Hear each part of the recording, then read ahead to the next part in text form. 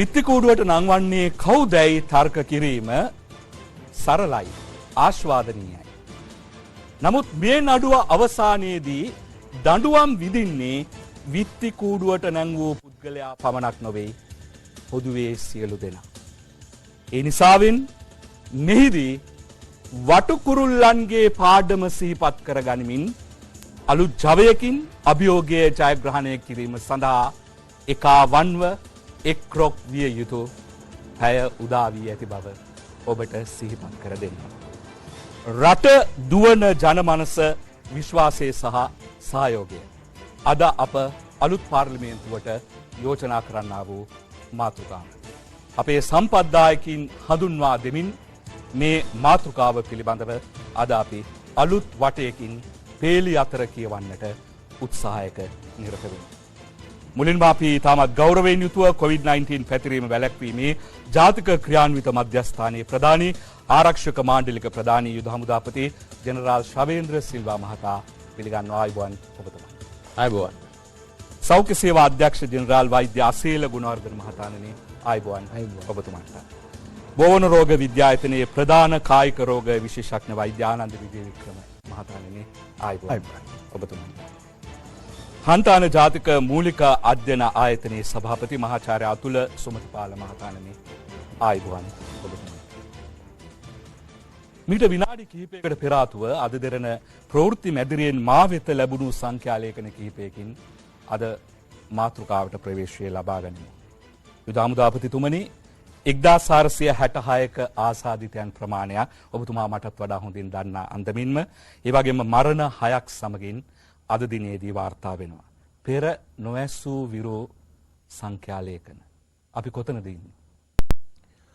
අපි කොතනද ඉන්නේ?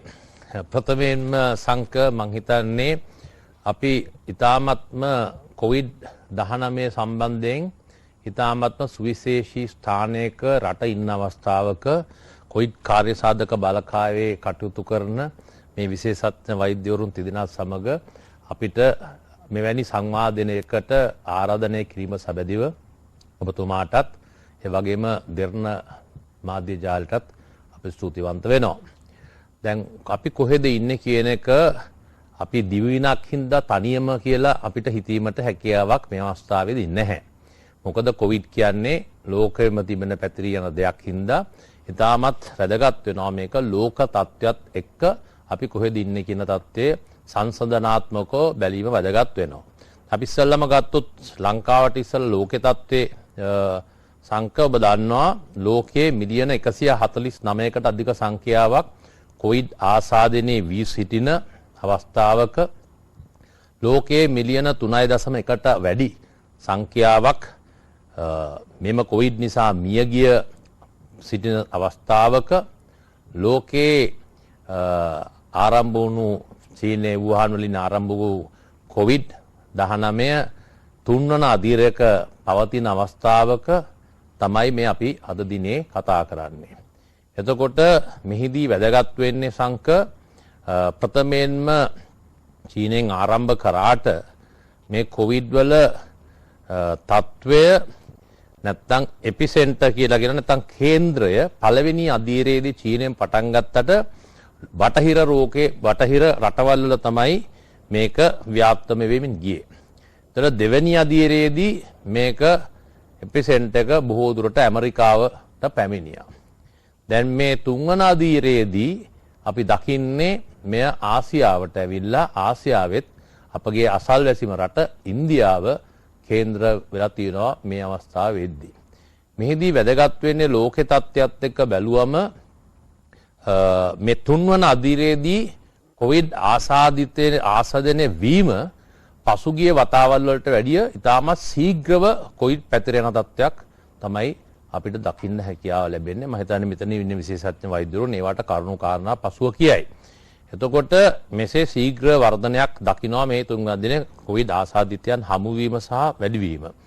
ඒත් එක්කම තමයි අපි බැලුවම ලෝකයේ වැඩිම කොවිඩ් ආසාදිතයන් හමු වුණ ඇමරිකාව බැලුවම එහිදීත් වැඩිම කොවිඩ් ආසාදිතයන් එක් දවසකට වාර්තා වෙච්ච සංඛ්‍යාව මගේ මතකයේ හැටියට ජනවාරි 8 වෙනිදා 3 ලක්ෂය ඉක්ම ගිය එක දවසයි ඇමරිකාවෙන් වාර්තා වුණේ. නමුත් අපේ අසල්වැසි රටේ 3,60,000 පමණ සංඛ්‍යාවක් මේ වනිටත් දිනපතා හමු වෙනවා.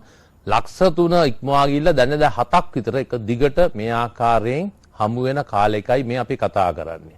ඉතින් කොවිඩ් ලෝකේ කොහෙද තියෙන්නේ කියන එක මම හිතන්නේ තාමත් මේ කාලේ වැඩි ගන්න නැතුව කෙටි මේ හැඳින්වීමෙන් තේරෙනවා ඇති.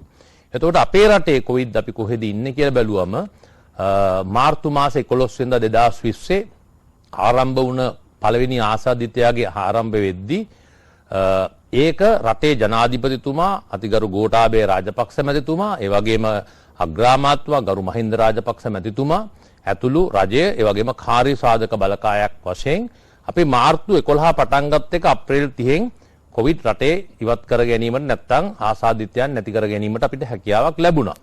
ඊට පස්සේ අප්‍රේල් 31යි ඔක්තෝබර් 4 එවැනි මේ කාල සීමාව තුලද කොවිඩ් ආසාදිතයන් තොර අපිට ඉන්න හැකියාවකුත් ලැබුණා. ඒ කියන්නේ මේ මාස 13ක් විතර වෙන කාල සීමාවෙන් මාස 5ක් අපිට කොවිඩ් නැතුව ඉන්නත් අපි කාර්ය සාධක බලකායක් වශයෙන් ජනාධිපතිතුමාගේ නායකත්වයට අපිට මේක ක්‍රියා කරගන්න පාලනය කරගන්න හැකියාව ලැබුණා. නමුත් අවාසනාවන්ත ලෙස මේ ඔක්තෝබර් මාසේ 4 වෙනිදා හමු වුණු මිනුවන්ගොඩ පොකුරකුත් ඒ වගේම පෑලියගොඩ පොකුරකුත් හමු වෙලා මේ පොකුරු දෙකත් මේ ගම්පහ දිස්ත්‍රික්කයේ දකුණු ප්‍රදේශයටත් කොළඹ දිස්ත්‍රික්කයේ නගර සභා සීමාවටත් වගේ කවුරුතර ඉතාමත් සුළු වශයෙන් අපිට සීමා කරගෙන යන්න හැකියාවක් ලැබුණා. එහිදී විශේෂයෙන්ම මේ ප්‍රදේශවල තිබෙන ජනඝනත්වය හේතු කොටගෙනම ඔබට මතක ඇති මහල් සංකීර්ණ නිවාස හුදකලා කිරීම නැත්නම් ග්‍රාම සේවක වසම් හුදකලා කිරීම නැත්නම් නිරෝධායන ඇති නීතිය පනවමින් විවිධ අවස්ථාවලදී අපි රටක් වශයෙන් කාර්ය සාධක බලකායක් වශයෙන් මේක පාලනය කරගන්න හැකියාව ලැබුණා.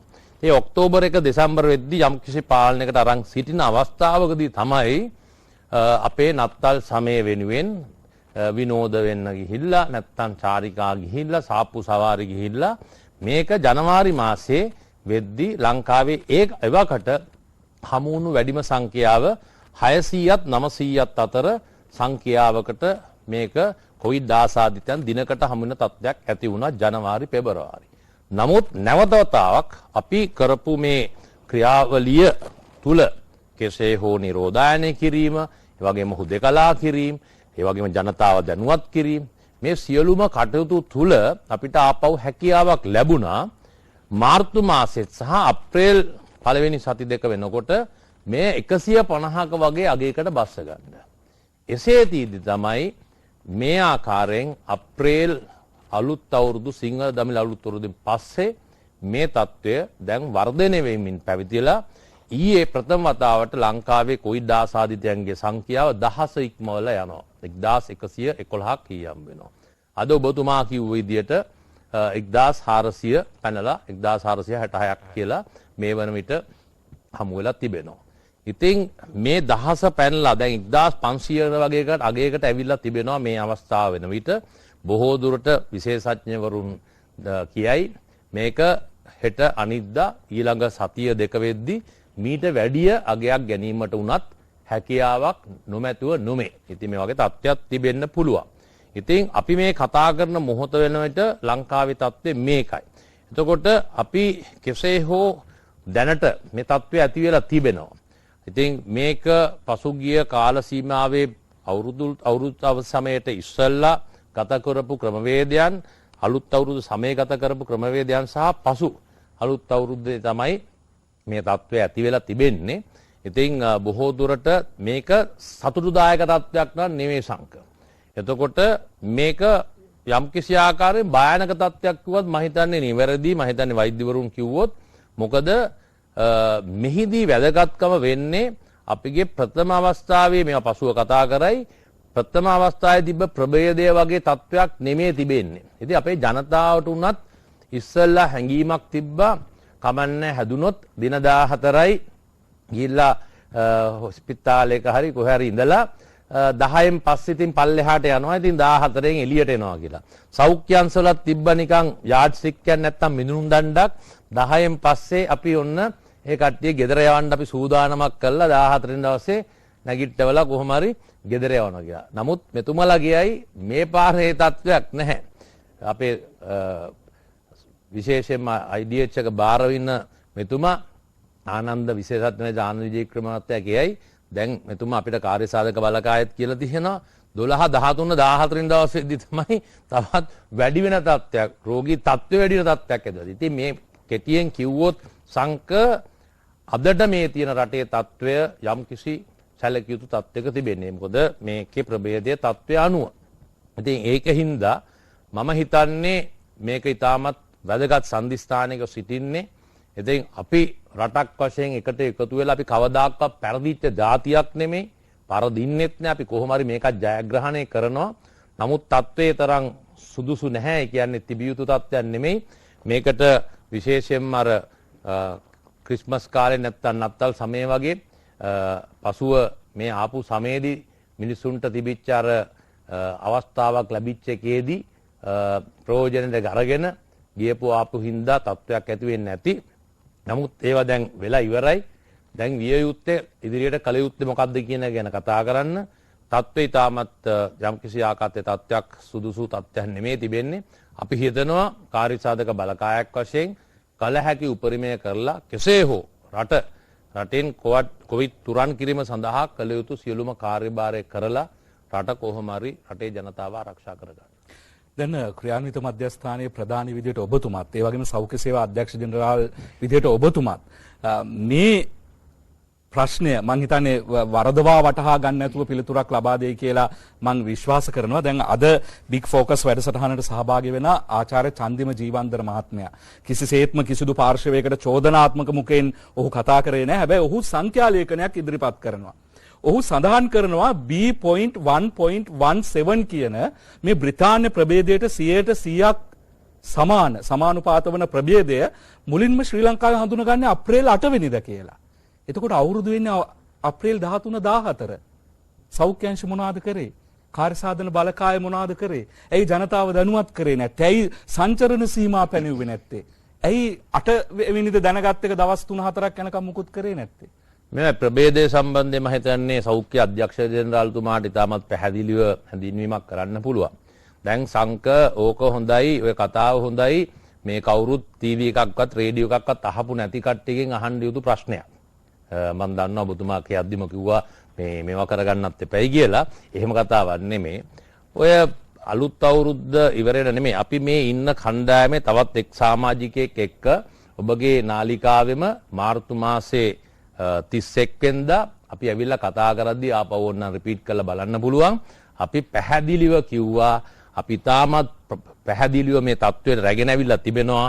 එළඹෙන අලුත් අවුරුදු සමයේදී අපි මේ ආකාරයට හැසිරුන් නැත්තම් මේ තත්ත්වය වෙනස් වෙන්න පුළුවන් කියලා මෙම අලුත් පාර්ලිමේන්තුවටම ඇවිල්ලා අපි කතා කරලා කිව්වා. ඒක අවස්ථාවක් පමණයි.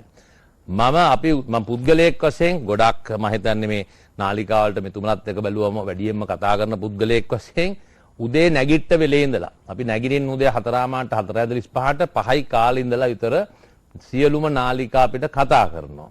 ඒ කතා කරපු නාලිකා අලුත් අවුරුද්දට ඉස්සලා කතා කරපු හැම නාලිකාවකම අපි කිව්වේ පරිස්සක් වෙන්න, සෞඛ්‍ය අමාත්‍යාංශය දීලා තියෙන උපදෙස් වලට අනුගත වෙන්න. ඉතින් මේක தත්ත්වය පැහැදිලි කරලා දුන්නා. ඉතින් කවුරු හරි කියනවා නම් කිසි කෙනෙක්ට මේ தත්ත්වය පැහැදිලි කර දුන්නේ නැහැ කියලා ඒක කිසිසේත් පිළිගන්න දෙයක් නැහැ. ඉතින් ඒකයි தත්ත්වය. මම හිතන්නේ ඔබතුමා කියන මේ ප්‍රභේදය සම්බන්ධව විස්තරයක් මම හිතන්නේ බොහෝ දුරට මෙතුමාට කියන්න හැකියාවක් තිබෙයි. ඒක මේ පැහැදිලි කිරීමක් වශයෙන් එදා කියලා තිබ්බට අපි දන්නා පරිදි ඊයේ දිනේදී තමයි විශේෂයෙන්ම මේ කියන ප්‍රභේදයේ හැටියට විද්‍යානුකූලව පිළිඅරන් ලිඛිතව දනුම් දුන්නේ. හොඳයි සෞඛ්‍ය සේවා අධ්‍යක්ෂ ජෙනරාල්තුමා ඔබතුමා මොකද කරන පැහැදිලි කිරීමේ සම්බන්ධව? ඔව් සංක මම හිතන්නේ යුදහදාපතිතුමා කිව්වා වගේ මම හිතන්නේ අපි මෙතනටම ඇවිල්ලා මම හිතන්නේ අපි 4 දෙනයි තව වෛද්‍යවරයෙකුත් හිටියා. අපි ජනතාවට කියන්නේ මේ ප්‍රබේදය අඳුර ගන්න රෝග විද්‍යාංශයේ ප්‍රධානීතුමා සුදත් මහත්තයා හිටියා. අපි ඒ කියන්නේ මේ ප්‍රබේදය දැන් 8 වෙනිදා කියනවනම් ඒක අඳුර ගන්නත් කලින් අපි තාමත්ම පැහැදිලිව කිව්වා අපි නත්තල් සමය අලුත් අවුරුදු උදාවත් එක්ක අපි දැක්කා කේසස් වැඩි වෙන විදිය. ඊට පස්සේ අපි මේක කන්ට්‍රෝල් එකට ගෙනත් තියෙනවා. අපි මේ අවුරුදු සිංහල ඒ කියන්නේ හින්දු සිංහල අවුරුද්දට අපි සම්බාධකවත් මොනවද දාන්නේ. හැබැයි මෙන්න මේ ක්‍රමවේද යොදාගෙන අවුරුද්ද සමරන්න. අපි පැහැදිලිවම මට මතකයි මම මෙතනදිත් කිව්වා. ඒ වගේම මෙතුමා වගේම අපි ගිය හැම channel එකකදීම අපි මේ පණිවිඩය මමත් මම හිතන්නේ මේ දෙපළත් අපි ගිය අනිත් වෙනත් රූපවාහිනී නාලිකාව හැබැයි ඔබතුමා හිතනද පොඩි ලිහිල් භාවයක් දුන්නයි කියලා. දැන් දෙසැම්බර් 31 පළවෙනිදා හයිවේ වලින් අධිවේගී මාර්ග වලින් එළියට දාන අයව රැපිඩ් ඇන්ටිජන් ටෙස්ට් එක කරා. මාවත් ඒ පරීක්ෂණයට ලක් කරා. මම මේ රාජකාරී වැඩකට යද්දි. ඉතින් ඒක මේ පාරත් සංකප්පි කරා ඇත්තටම. අපි 10 කරා 11 කරා 12 කරා 13ත් කරා. සමහර මේ පාර ඔබතුමාමට අවුෙන්න දැක්ක ඇති. අපි කරා. ඒ වගේම අපි නුවරඑළියට යන ක්‍රවුඩ් එක නුවරඑළිය මේ උත්සව සමයට යන කට්ටියවත් අපි කරා. නමුත් ඇත්තටම අපි ඒ අවස්ථාව අපි ලබා දුන්නා. මොකද අපි රට ඇරලා තිබ්බේ. එතකොට කේස් ලෝඩ් එක අඩු වෙලා තිබ්බේ. ඉතින් ඒ නිසා අපි මිනිස්සුන්ට ඒ අවස්ථාව ඇත්තටම අපි ලබා දුන්නා. නමුත් අපිට මේ පිළිබඳව ඒ කියන්නේ මේ නව ප්‍රභේදයේ පිළිබඳව ඒ කියන්නේ ජාන තාක්ෂණය අනුව ජීන් සීක්වන්සින් කරලා ඊයේ තමයි අපිට මෙන්න මේ ප්‍රභේදය කියලා අඳුරගෙන අපිට ආවේ. අපිට නැතුව ඒ කියන්නේ අපිට දැන් කවුරුත් කිව්වට නිකන් අපිට ඇවිල්ලා මෙතන කියන්න බෑ මේ අලුත් ප්‍රභේදයක් තියෙනවා. එහෙම කියන්න බෑ. අපි නමුත් අපි කොයි ප්‍රභේදය ආවත් අපි අනුගමනය කළ යුතු ක්‍රියාමාර්ගය සරලව කිව්වොත් අපි මේ කියන සෞඛ්‍ය දෙපාර්තමේන්තුවෙන් කියලා තියෙන ඒ ක්‍රමවේදය තමයි අනුගමනය කරන්න තියෙන්නේ. මොකද මේක එක ජාතිය වෛරසයක්. නමුත් ඒකේ ප්‍රභේද එක කාලෙන් කාලයට එන්න පුළුවන්. දැන් මේ ප්‍රභේදයේ තියෙන විශේෂත්වය තමයි මේ ප්‍රභේදය කලින් ලංකාවේ තිබිච්ච ප්‍රභේදයට වැඩිය වැඩිපුර බෝ වෙන හැකියාව වැඩි. ඒ වගේම මරණ වෙන්න තියෙන හැකියාවත් වැඩි. ඒ නිසා තමයි දැන් යුදහම්දාපතිතුමා කිව්වා වගේ අපි ඇත්තටම ඊටාත්ම අවදානම් තැනක අපි ඉන්නේ. ඒ නිසා සියලුම ජනතාව මේක පැහැදිලිවම තේරුම් ගත යුතුයි. අනිත් එක දැන් අපි සෞඛ්‍ය දෙපාර්තමේන්තුව විදියට දැන් අපිට දැන් අද 1460 ගානක් report වෙලා තියෙනවා. සමහරට මේක හෙට 2000 වෙන්න පුළුවන්. එතකොට අපි දැන් මේ 2000ම අපි ප්‍රතිකාර මධ්‍යස්ථාන වලට අරගෙන යා යුතුයි. අපි තාමත් අපි තීරණය කළා නැහැ මේ ගෙදර ඉඳලා මේක මේවා කරනවා කියලා. නමුත් ඒ තීරණයට අපිට සමාජ ඉස්සරහට එන්න වේද කියන්න දන්නේ නැහැ. නමුත් අපි තාමත් ඒකට අපි අවශ්‍ය සැලසුම් සකස් කරමින් ඉන්නේ. එතකොට අපිට හෙට ඇඳන් 2000ක් හොයාගන්න ඕන අපි කොහෙද දාන්නේ? එතකොට අපිට ICU beds අවශ්‍ය වෙනවා. ඒ ප්‍රතිකාර කරන්න වෛද්‍යවරු අවශ්‍ය වෙනවා. කාර්ය මණ්ඩලය අපිට යොමු කරන්න සිද්ධ වෙනවා. ඉතින් මේ සියලු දේට මම සැලසුම් සකස් කරමින් ඉන්නේ. දිනපතා අපි ඒක කරනවා. ඉතින් ඒ නිසා අපි සියලු දෙනාම දැනගත යුතුයි මේක පාලනය කිරීම සඳහා අපි තනිව පුද්ගලයන් වශයෙන් අපිට කරන්න ලොකු කාර්යභාරයක් තියෙනවා. Tamanටත් මේ රෝගය හදාගන්නේ නැතුව අනිත් අයටත් මේ රෝගය නොදෙන්න අපි පරිස්සම් වෙන්න ඕනේ. දැන් අපි පැහැදිලිවම කියන්නේ මේ ආවරණේ පළඳන්න. මේක පැහැදිලිවම පළඳන්න. මොකක් වෙලාවට අපි දකින්න දේ තමයි අපි කතා කරනකොට මේක නහයෙන් පල්ලෙහාට ගන්නවා. නැත්නම් කටිනුත් පල්ලෙහාට ගන්නවා. සමහරවිට අපි වාහන වල යනකොට අපි දාන්නෙම නැහැ. Taman තනියෙන් යනවා නම් ඉච්ච ගැටුම. නමුත් කාණ්ඩයක් එක යනකොට සමහරවිට අපි දැකලා තියෙනවා දාන්නේ. ඊළඟට දුරස්ථභාවය. මීටර එක දුරස්ථභාවය අපි අවම වශයෙන් තියාගන්න කියන්නේ ඊළඟට මේ අත් සෝදන එක නැත්නම් සැනිටයිසර් දියරකින් අත් පිරිසිදු කරගන්න එක විශේෂයෙන්ම මෙම කියන්නේ පුද්ගලයන් වැඩිපුර ගැවසෙන ස්ථානවලට ඒ කියන්නේ උත්සව අවස්ථා ඒ රැස්වීම ඒවට සංවිධානය නොකර ඒවට සහභාගී නොවී සිටීම සහ එම අවස්ථාවලට හැකියතාක් දුරට යාමෙන් වැළකී සිටීම. කඩේකට ගියත් මං හිතන්නේ අපි ගෙදරින් අපි ඉස්සරලත් කියලා තිබ්බා එක්කෙනෙක් පුළුවන් නම් එක්කෙනෙක් විතරක් යන්න. අනිත් අය ගෙදර තියන්න ගිහිල්ලා තමන් කඩේට ගිහිල්ලා අරගෙන බඩු ටික අරගෙන ආවට පස්සේ ගෙදර එන්න කලින් ඇතුළට එන්න කලින් බඩු ටික තියලා තමන් අතපය සෝදගෙන පුළුවන් නම් ඇඳගෙන ගිය ඇඳුම එළියෙන් ගලවලා තියලා වෙන ඇඳුමක් ඇඳගෙන ගේ ඇස්සට එන්න. ඉතින් මේ වගේ අපි කියන ලද සෞඛ්‍ය පුරුදු ටික අනුගමනය කරන්න කියන එක තමයි අපි තාමත් කියන්නේ. හැබැයි මේකේ අර වෛරස් ප්‍රභේදය නිසා මේක ඇත්තටම ඉක්මනට බෝ වෙනවා. ඉතින් ඒ නිසා තමයි අපි මේ ඊටාමත්ම ඉක්මනට මේ රෝගීන් සංඛ්‍යාව වැඩි වීම අපි දකින්නේ.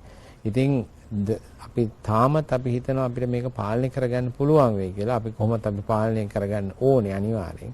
මොකද අපි නැත්තම් අපිට අපේ සෞඛ්‍ය පද්ධතිය දරන්න පුළුවන් ප්‍රමාණයක් තියෙනවා. අපිට දරන්න පුළුවන් ඇඳම් ප්‍රමාණයක් තියෙනවා. අපේ කාර්ය මණ්ඩලයේ සීමා සහිතයි. අපිට ත්‍රිවිධ හමුදාව සහ පොලිසිය අපිට උදව් කරනවා. ඒ කවුරු උදව් කරත් අපි ප්‍රතිකාර කර්මයේ ආනන්ද විජේක මහත්තයා කියයි අපිට ඉන්න අපේ කාර්ය මණ්ඩලය අපි නිරෝගීව තියාගන්න ඕනේ මේ ටික කරන්න. ඒ වගේම අපිට හැම දෙයකම ධාරිතාවයක් තියෙනවා. ඒ නිසා ඒ ධාරිතාවය ඉක්මවා ගියොත් අපි හැමෝටම ප්‍රශ්නයක් එනවා. ඒ ධාරිතාවය ඉක්මවා යන්නට පෙර ආතුව බොහෝ දෙනා අහන ප්‍රශ්නයක් තමයි ඇයි රට දවස් දෙක තුනකට හරිය වහන්න නැත්තේ, ලොක්ඩවුන් කරන්න නැත්තේ. විශේෂයෙන්ම දීර්ඝ සතියන්තයක් තිබ්බා. අපි දැක්කා මේ නුවරඑළිය වසන්ත සැනකෙළියට යනවා. ඊට පස්සේ යාපනයේ මේ දේව පූජා තියෙනවා, තේරු උත්සව තියෙනවා. දැන් සතියන්තයේ ලොක්ඩවුන් කරා නම් මේව තියෙන්නේ නැහැ නේද අධ්‍යක්ෂ ජෙනරාල්තුමනි? නෑ මං හිතන්නේ අපි සතියන්තයට කලිනුත් මේ විදිහම ඇවිල්ලා අපි කිව්වා. සතියන්තයට කලිනුත් මං හිතන්නේ මේ සතියන්තේ අපි කියපු දේ මං හිතන්නේ ගොඩක් දෙනෙක් ඇහුවයි කියලා. මොකද අපි මං දැක්ක රූපරාම දාලා තියෙන ගොඩක් සිද්ධාස්ථාන ආරාමයේ ඔක්කොම පාළුවට ගිහිල්ලා අවුරුද්ද වගේ නෙමෙයි. මං හිතන්නේ ගොඩක් දෙනෙක් ඒක ඇහුවා. අපි නුවරඑළිය වසන්තයේ පැහැදිලිවම කියනනේ මම අවසර දීලා තිබෙන්නේ අවසර දුන්නේ නැහැ. මම පැහැදිලිවම කිව්වා ඒක කරන්න එපා කියලා. මං අවසර දුන්නේ නැහැ. යාපනයේ තේරු උත්සවයත් ඒක අපි අවසර දුන්නේව නෙවෙයි. ඒක ඇත්තටම ප්‍රාදේශීයව මම හිතන්නේ එතුමන්ලාට මම දන්න තරමින් උසාවි මාර්ග නීති මාර්ගෙනුත් කටයුතු කරලා තියෙනවා මේ වෙනකොට. ඉතින් මේකයි සංක දැන් සංවිධානීකරණ කට්ටියටත් වගකීමක් කියලා දෙයක් තියෙනවානේ. මේක මේ සෞඛ්‍ය නැත්තම් අපි කියනවාම වෙනුවෙන් නෙවෙයි මම මේක කියන්නේ මේකට පුද්ගලයන් වශයෙන් අපි හැමෝම මේකට දායකත්වයක් දිය යුතුයි. නැත්තම් මේ සෞඛ්‍ය සේවා අධ්‍යක්ෂ ජෙනරාල් හෝ නැත්තම් සෞඛ්‍ය දෙපාර්තමේන්තුව නැත්තම් යුද හමුදාපතිතුමා හෝ ඒ ත්‍රිවිධ හමුදාව කියන නිසා නෙවෙයි. දැන් අපේ මං කියන්නේ සොයන් හික්මීමක් අපි සියලු දෙනාටම තියෙන්න ඕනේ.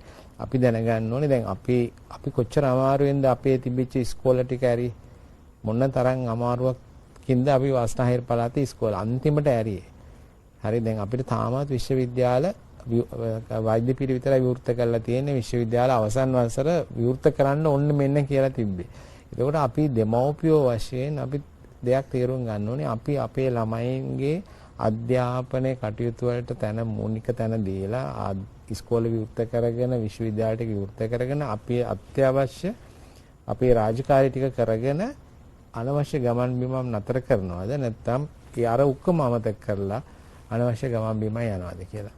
මේක සංක අපිට නීති රීති දාන්න අපිට රටට ලොක්ඩවුන් කරන්න එක හරි ලේසි. නමුත් අපේ දැන් මේ පාර අපේ රජයේ කියන්නේ අධිකාර ජනාධිපතිතුමාගේ ඉඳලා ඒ රජයේ ප්‍රතිපත්තිය උනේ රට විවෘත කරගෙන මේක කන්ට්‍රෝල් කරනවා කියන එක. ඉතින් අපි දැන් ඉස්සරහට තව අපි දන්නේ නැහැ මොන වගේ තත්ත්වයක් ඊද කියලා. ඉතින් එහෙම වුණොත් අපිට අවශ්‍යතාවයක් වුණොත් අපිට ඒක කරන්න සිද්ධ වෙයි අනාගතයේදී. නමුත් මම කියන්නේ අපි හැමෝම අහනවා මේක ඇයි ලොක්ඩවුන් කරේ නැත්තේ? ඇයි මෙහෙව්වේ නැත්තේ? ඇයි මේවන් කරේ නැත්තේ? නමුත් කවුරුත් හිතන්නේ අපිට මේ ගමන නොගිහින් අපිට මේක දැන් අපි කවුරුත් අවුරුදු සම්මතලා නැහැ. දැන් ගිය අවුරුද්දෙත් නැහැ මේ අවුරුද්දෙත් නැහැ. අපි සියලු දෙනාම ගෙවල් වල. නමුත් ඒ කැපවීම අපිට කරන්න සිද්ධ වෙනවා රටක් විදියට අපි අපේ ළමයි ගැන හිතනවා. දැන් විශේෂඥ වෛද්‍යතුමනි IDH එකේ ICU ඇඳන් 8ම පිරීලාද? ඔව්. තව සැපීමේ ශක්‍යතාවයක් තියෙනවද? උත්සාහයක් හරි තියෙනවද ඇඳන් 8ට වඩා වැඩි ප්‍රමාණයක් ලබා දෙන්න? මෙහිමයි සංක දැන් මෙතනදී මේ රෝගීන්ට අපි දන්නවා මම පොඩ්ඩක් මූලික තත්ත්වයේ කිව්වොත් මේ රෝගීන්ට පෙනහළු ආශ්‍රිත රෝගයක් නැති වෙන්නේ. එතකොට මේ අයට ඇතිවෙන ප්‍රධානම ගැටලුව වෙන්නේ ශ්වසන අපහසු හුස්ම ගන්න අපහසු වෙනවා මේ ඇතිවෙන නියුමෝනියා තත්ත්වය නිසා. එතකොට මේ අපහසුවත් එක්ක ඒ අයට විවිධ ප්‍රතිකාර ක්‍රමවේදයන් තියෙනවා. එතකොට මේ අය ඊ타ත්ම රෝගයේ උත්සන්න වෙච්ච අවස්ථාවල තමයි අපි ඒ අයව දැඩි සත්කාර එකකවලට අරගෙන ඒගොල්ලෝ මේ මැෂින් වලට හයි කළා කෘත්‍රිමව හුස්ම ගන්න ක්‍රමවේදයක් පාවිච්චි කරන්න වෙන්නේ මේ අවස්ථාවලදී. ඊට කලින් අපි ගොඩක් පියවරවල් තියෙනවා. එතකොට හුස්ම ගන්න අපහසු වෙනකොට අපි ඉස්සෙල්ලා කරන්නේ යම් ඒකට ಔಷಧ දෙනවා. ඒ අතරේ ප්‍රධාන වශයෙන් ඔක්සිජන් සැපයීම. ඒත් ඔක්සිජන් ලබා දෙන එක තමයි කියන්නේ. එතකොට දැනට දැන් මේ ICU එකේ ඉන්න 8 දෙනාට අමතරව තව 10ක් විතර ඉන්නවා වාට්ටුවල ඔක්සිජන් දෙන අය. ඒතර ඒ අය බොහෝ විට ඒ ඔක්සිජන් ලබා දීම තුලින් සහ නිකුත් ප්‍රතිකාර නිසා ඒගොල්ලෝ සුව අතට හැරෙනවා. ඒතර ඒ අයගෙන් මේ 10 දෙනා වාට්ටු වල ඉන්නේ ICU ඇඳන් නැති හින්දාද? නෑ. එහෙම නැත්නම් ඔවුන්ට එහෙම අවශ්‍යතාවයක් නැති නෑ, එහෙම අවශ්‍යතාවයක් නෑ. ඇත්තටම අපිට මූලිකව අවශ්‍ය වෙන්නේ මේ රෝගීන්ගේ ප්‍රතිකාරවලදී ප්‍රධාන වශයෙන් ඔක්සිජන්. දැන් අපි ICU ගැන කතා කරන්නේ ඒක ටිකක් අර ඒක ටිකක් ලොකු තැනක්නේ. ඒකයි. නමුත් ඊට වඩා සරල මට්ටමින් මේක කරන්න පුළුවන් දේවල් තියෙනවා. ඒ ලොකු එකට යන්න වෙන්නේ අත්‍යවශ්‍ය වුණාම. අපි අනිකුත් රෝගීන්ටත් එහෙමයි. දැන් අපි වෙන මේ කොවිඩ් නෙමෙයි අපි කියමු හෘදයාබාධයක් කියලා. හෘදයාබාධයක් හැදෙන හැම ලෙඩෙක්ම ICU එකට ගන්න අවශ්‍ය වෙන්නේ නැහැ. ඉතින් ඒ නිසා අපිට ඒ தත්ත්වය අනුව ඒ ප්‍රතිකාර ක්‍රමවේදයන් තියෙනවා. එතකොට ඒ අනුව අපි දැන් ඔක්සිජන් සපයන්නේ කොහොමද? ඔක්සිජන් සපයම වැඩි කරන්නේ කොහොමද? අනිකුත් රෝහලවල ඒ වගේ දේවල් සාකච්ඡා කරලා සැලසුම් කරලා තියෙනවා. ඉතින් මෙතනදී ගැටලුව වෙන්නේ අපි දැන් දියුණු රටවලත් අපි දැකපු දේ තමයි අපිට වඩා බොහොම සම්පත් තියෙන රටවලත් එක්තරා මට්ටමකට තමයි මේ සම්පත් සැපයීම කරන්න පුළුවන් වෙන්නේ. ඉතින් ඒක ඕනම දෙයක සීමාවක් තියෙනවනේ. ඉතින් මේ රෝගීන් සංඛ්‍යාව අනවශ්‍යව වැඩි වුණොත්, විශාල වශයෙන් වැඩි වුණොත් ඒ රෝගීන්ට අවශ්‍ය සම්පත් කිසිම රටක නැති තත්ත්වයක් එනවා. දැන් මේ තත්ත්වය තමයි ඉන්දියාවේ අපි දකිනවා බොහොම තදින්. ඒක ඉන්දියාව විතර නෙමෙයි, ඒක මේ ඇමරිකාව, එංගලන්තය, ඉතාලිය වගේ රටවලත් ඒක තියුණා. ඒ ඉතාමත්ම දියුණු සම්පත් හුඟක් තියෙන රටවල්. ඉතින් ඒ නිසා තමයි මෙතනදී වැදගත් වෙන්නේ මේ තත්ත්වය හැකිතාක් දුරට පාලනය කරගන්න. ඒ කියන්නේ රෝගීන් සංඛ්‍යාව හුඟක්ම විශාලකයකට යන්නේ නැත්නම් අපිට මේ අයට ප්‍රතිකාර කළා ඒ අය මරණයෙන් පවා බොහෝ විට අපිට ගලව ගන්න පුළුවන්. අනික් අතට සමහර වෙලාවට මේ මරණයටපත් වෙන සමහර අය මරණයටපත් වෙන්නේ ඕන් රෝහල් ගත වෙන්නේ එන්නේ එහෙම නැත්නම් වෛද්‍ය ප්‍රතිස් ලබා ගන්න එන්නේ ප්‍රමාද වෙලා. ඒක තමයි අනෙක් ප්‍රධාන හේතුව මෙතන අපි දකින ගැටලුව. හැබැයි මේ ප්‍රමාද වීම රෝගියාගේ වරදක්ද? එහෙම නැත්නම් ඔබතුමන්ලාම අපිට ලබා දීපු සෞඛ්‍ය සාක්ෂරතාවයට අනුකූලව මේ රෝග ලක්ෂණ පෙන්වන්නට තිබෙන ප්‍රමාදය නිසාද? නෑ, රෝග ලක්ෂණ වල දැන් මේ පහුගිය දිනවල මාධ්‍යවල ගියා මතයක් මේකේ මේ රෝග ලක්ෂණ වෙනස් වෙලා. සමහර අය රෝග ලක්ෂණ නැතුව එකපාරට අමාරු වෙනවා. මේක සම්පූර්ණ බොරු කතා. එහෙම එකක් නෑ. මේ තිවිච්ච රෝග ලක්ෂණ ඒවම තමයි. උණ, කැස්ස, ඇඟපත වේදනාව, හිස කැක්විස රදය, සමහර අයට වමනය, පාචනය එනවා. මේවා තමයි එදා ඉඳන්ම තිවිච්ච රෝග ලක්ෂණ. ඒවයි වෙනසක් වෙලා නැහැ. මම දන්නේ කොහොමද මේක සමහර පුවත්පත්වල එහෙම ප්‍රචාරය වුණේ කියලා. ඉතින් ඒ රෝග ලක්ෂණ තියෙන අය දැන් දවස් 5කට විතර කලින් මම දන්න විශේෂඥ වෛද්‍යවරයෙක් කතා කරලා කිව්වා යාගේ නෑ කෙනෙකුට මේ රෝග ලක්ෂණ තියෙනවා. මේ ටෙලිෆෝන්ෙන් කතා කරනකොට එයාට හති කියලා මට තේරෙනවා. මොකද කරන්නේ? මං කිව්වා හාම හොස්පිටල් එකට එවන්න. දැන් මේ දවස් 5ක් තිස්සේ මේ රෝග ලක්ෂණ තිබිලා. එයා ගෙදර ඉන්නවා. ඉතින් එයා එනකොට හොඳටම අසාධ්‍ය තත්ත්වෙ හිටියේ. අපි කෙලින්ම ICU එකට ගත්ත දවස් 2කින් එයා නැති වුණා. ඉතින් ඒ වගේ තත්ත්වයක එන කෙනෙක් බේරගන්න හරි අමාරුයි. ඉතින් ඒ රෝග ලක්ෂණ තියෙනකොට එයා වෛද්‍ය උපදෙස් ලබා ගත්තා නම් මුලින්ම විශේෂයෙන්ම මේ වගේ කොවිඩ් තියෙන කාලෙක ඒක දන්නවනේ. ඉතින් එහෙම වුණා නම් ඒ අයට බේරෙන්න පුළුවන්කම තියෙනවා. ඉතින් ඒ වගේ ගැටලු තියෙනවා. දැන් තවත් දැන් මේ අද මං රෝගියෙක් එක්ක කතා රෝහලේ ඉන්න ඒ රෝගියා කිව්වේ පසුගිය දින කිහිපයකට කලින් තියුණා මේගොල්ලොන්ගේ මේ අර සම්පකාර ඡන්ද තියෙන්නේ. ඒ ඡන්දෙන් ඒ අය දිනලා ඒකට කට්ටිය එකතු වෙලා රැස්වීමක් තියලා ඒ අයත් එක්ක මේ සුබ පැතුවේ. ඉතින් මං අහුවා මේ ආයුබෝවන් කියලාද සුබ පැතුවේ නැත්නම් අතට දීලාද? සමහර අයට අතට දීලා. ඉතින් යාම කියන ඒතන කවුරු හරි ඉන්නේ නැති කොවිඩ් තියෙන. ඉතින් මෙයාට ඒ රෝග ලක්ෂණ එනකොට දවස් දෙකක් තුනක් තියුණාට පස්සේ යා ගියා විශේෂඥ වෛද්‍යවරයෙක් හම්බෙන්න. ඒ වෛද්‍යවරයා කෙලින්ම සැක කරා මේක කොවිඩ් වෙන්න පුළුවන්ද කියලා. ඉතින් ඒ නිසා තමයි ඒ වෙනකොටත් එයාට තරමක් බරපතල තත්ත්වයේ තියුනේ. නමුත් ඒ නිසා එයා දැනට මං හිතනවා අපිට යාව සුව තත්ත්වයට ගන්න පුළුවන් කියලා. ඒ නිසා එයා ඉක්මනට රෝහල් ගත කරා. ඉතින් ඒ වගේ රෝහල් ඉක්මනට මේ රෝග ලක්ෂණ තියෙනවා නම් ඒවා වෙනස් වෙලා නැහැ. එකපාරට මිනිස්සු මැරිලා වැටෙන්නේ නැහැ. ඒ රෝග ලක්ෂණ එක තමයි එන්නේ. ඉතින් ඒ රෝග ලක්ෂණ තියෙනම් වෛද්‍ය උපදෙස් ලබා ගන්න, ඒ ටෙස්ට් එක කරගන්න. සමහර අය බය ඉන්නවා මේක කරගෙන පොසිටිව් වුණොත් කොහේ හරි හොස්පිටල් එකක නවතින්න වෙයි, සුමාන දෙකක් ඉන්න වෙයි. ඒ වගේ බය නිසා ටෙස්ට් කරගන්න නැති අය ඉන්නවා. ඉතින් එහෙම කරන්න එපා. මොකද මේක එක පැත්තකින් තමන්ගේ ජීවිතය, අනෙක් පැත්තෙන් තමන්ගේ පවුලේ හිතවත් අය ඒ අයටත් හැදෙනවා. අපි ගෙදර මේ රෝග ලක්ෂණ තියාගෙන ආසාදනේ තියාගෙන හිටියොත් ඒ අයටත් මේ රෝග තත්ත්වය හැදෙනවා. දැන් ඔබතුමා ඔහොම කියද්දී ඔබ දෙපළකින් කවුරු හරි පිළිතුරක් දෙනවා නම් හොඳයි. ඒ පැහැදිලි කිරීම දෙවන වටේට යන්නට පෙර ලියා ගන්නට ඕනේ හින්දා. දැන් මන් දන්න දෙන්නේ ආසාදනය වෙලා තිබෙනවා. ඔවුන් මට දුරකථනයෙන් සඳහන් කරේ ඔවුන්ට උපදෙස් ලැබුණේ ගෙදර ඉන්න කියලා. නෑ සංකේතකට මම උත්තරේ දෙන්නම්.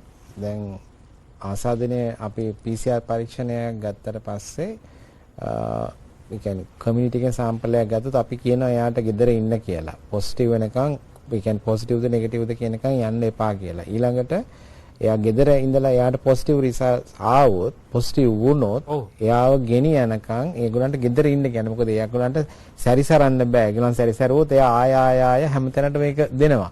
ඉතින් ඒ නිසා කවුරු හරි කෙනෙක් පොසිටිව් වුණා. මොකද දැන් අපේ රජයේ ප්‍රතිපත්තිය තමයි අපි ඔක්කොම රෝගීන් අතරමැදි ප්‍රතිකාර මධ්‍යස්ථානයකට හෝ නැත්නම් නිශ්චිත වූ විශේෂ වූ ප්‍රතිකාර මධ්‍යස්ථානයකට ගෙනියනවා රජය හෝ පෞද්ගලිකව. ඒ ප්‍රයෝගයක් කැමති නම් පෞද්ගලික රෝහල් වලට අපි දැන් අතරමැදි ප්‍රතිකාර මධ්‍යස්ථාන ආරම්භ කරන්න ඉඩ දීලා තියෙනවා. එතකොට ඒක එතන ඇඳක් ලෑස්ති කරලා ඒ ටික කරනකම් ඒ රෝගියා එතන ඉන්න ඕනේ. පොසිටිව් විච් එකම ඩක් ගාලා ගෙනියන්න පුළුවන් කමක් නැහැ.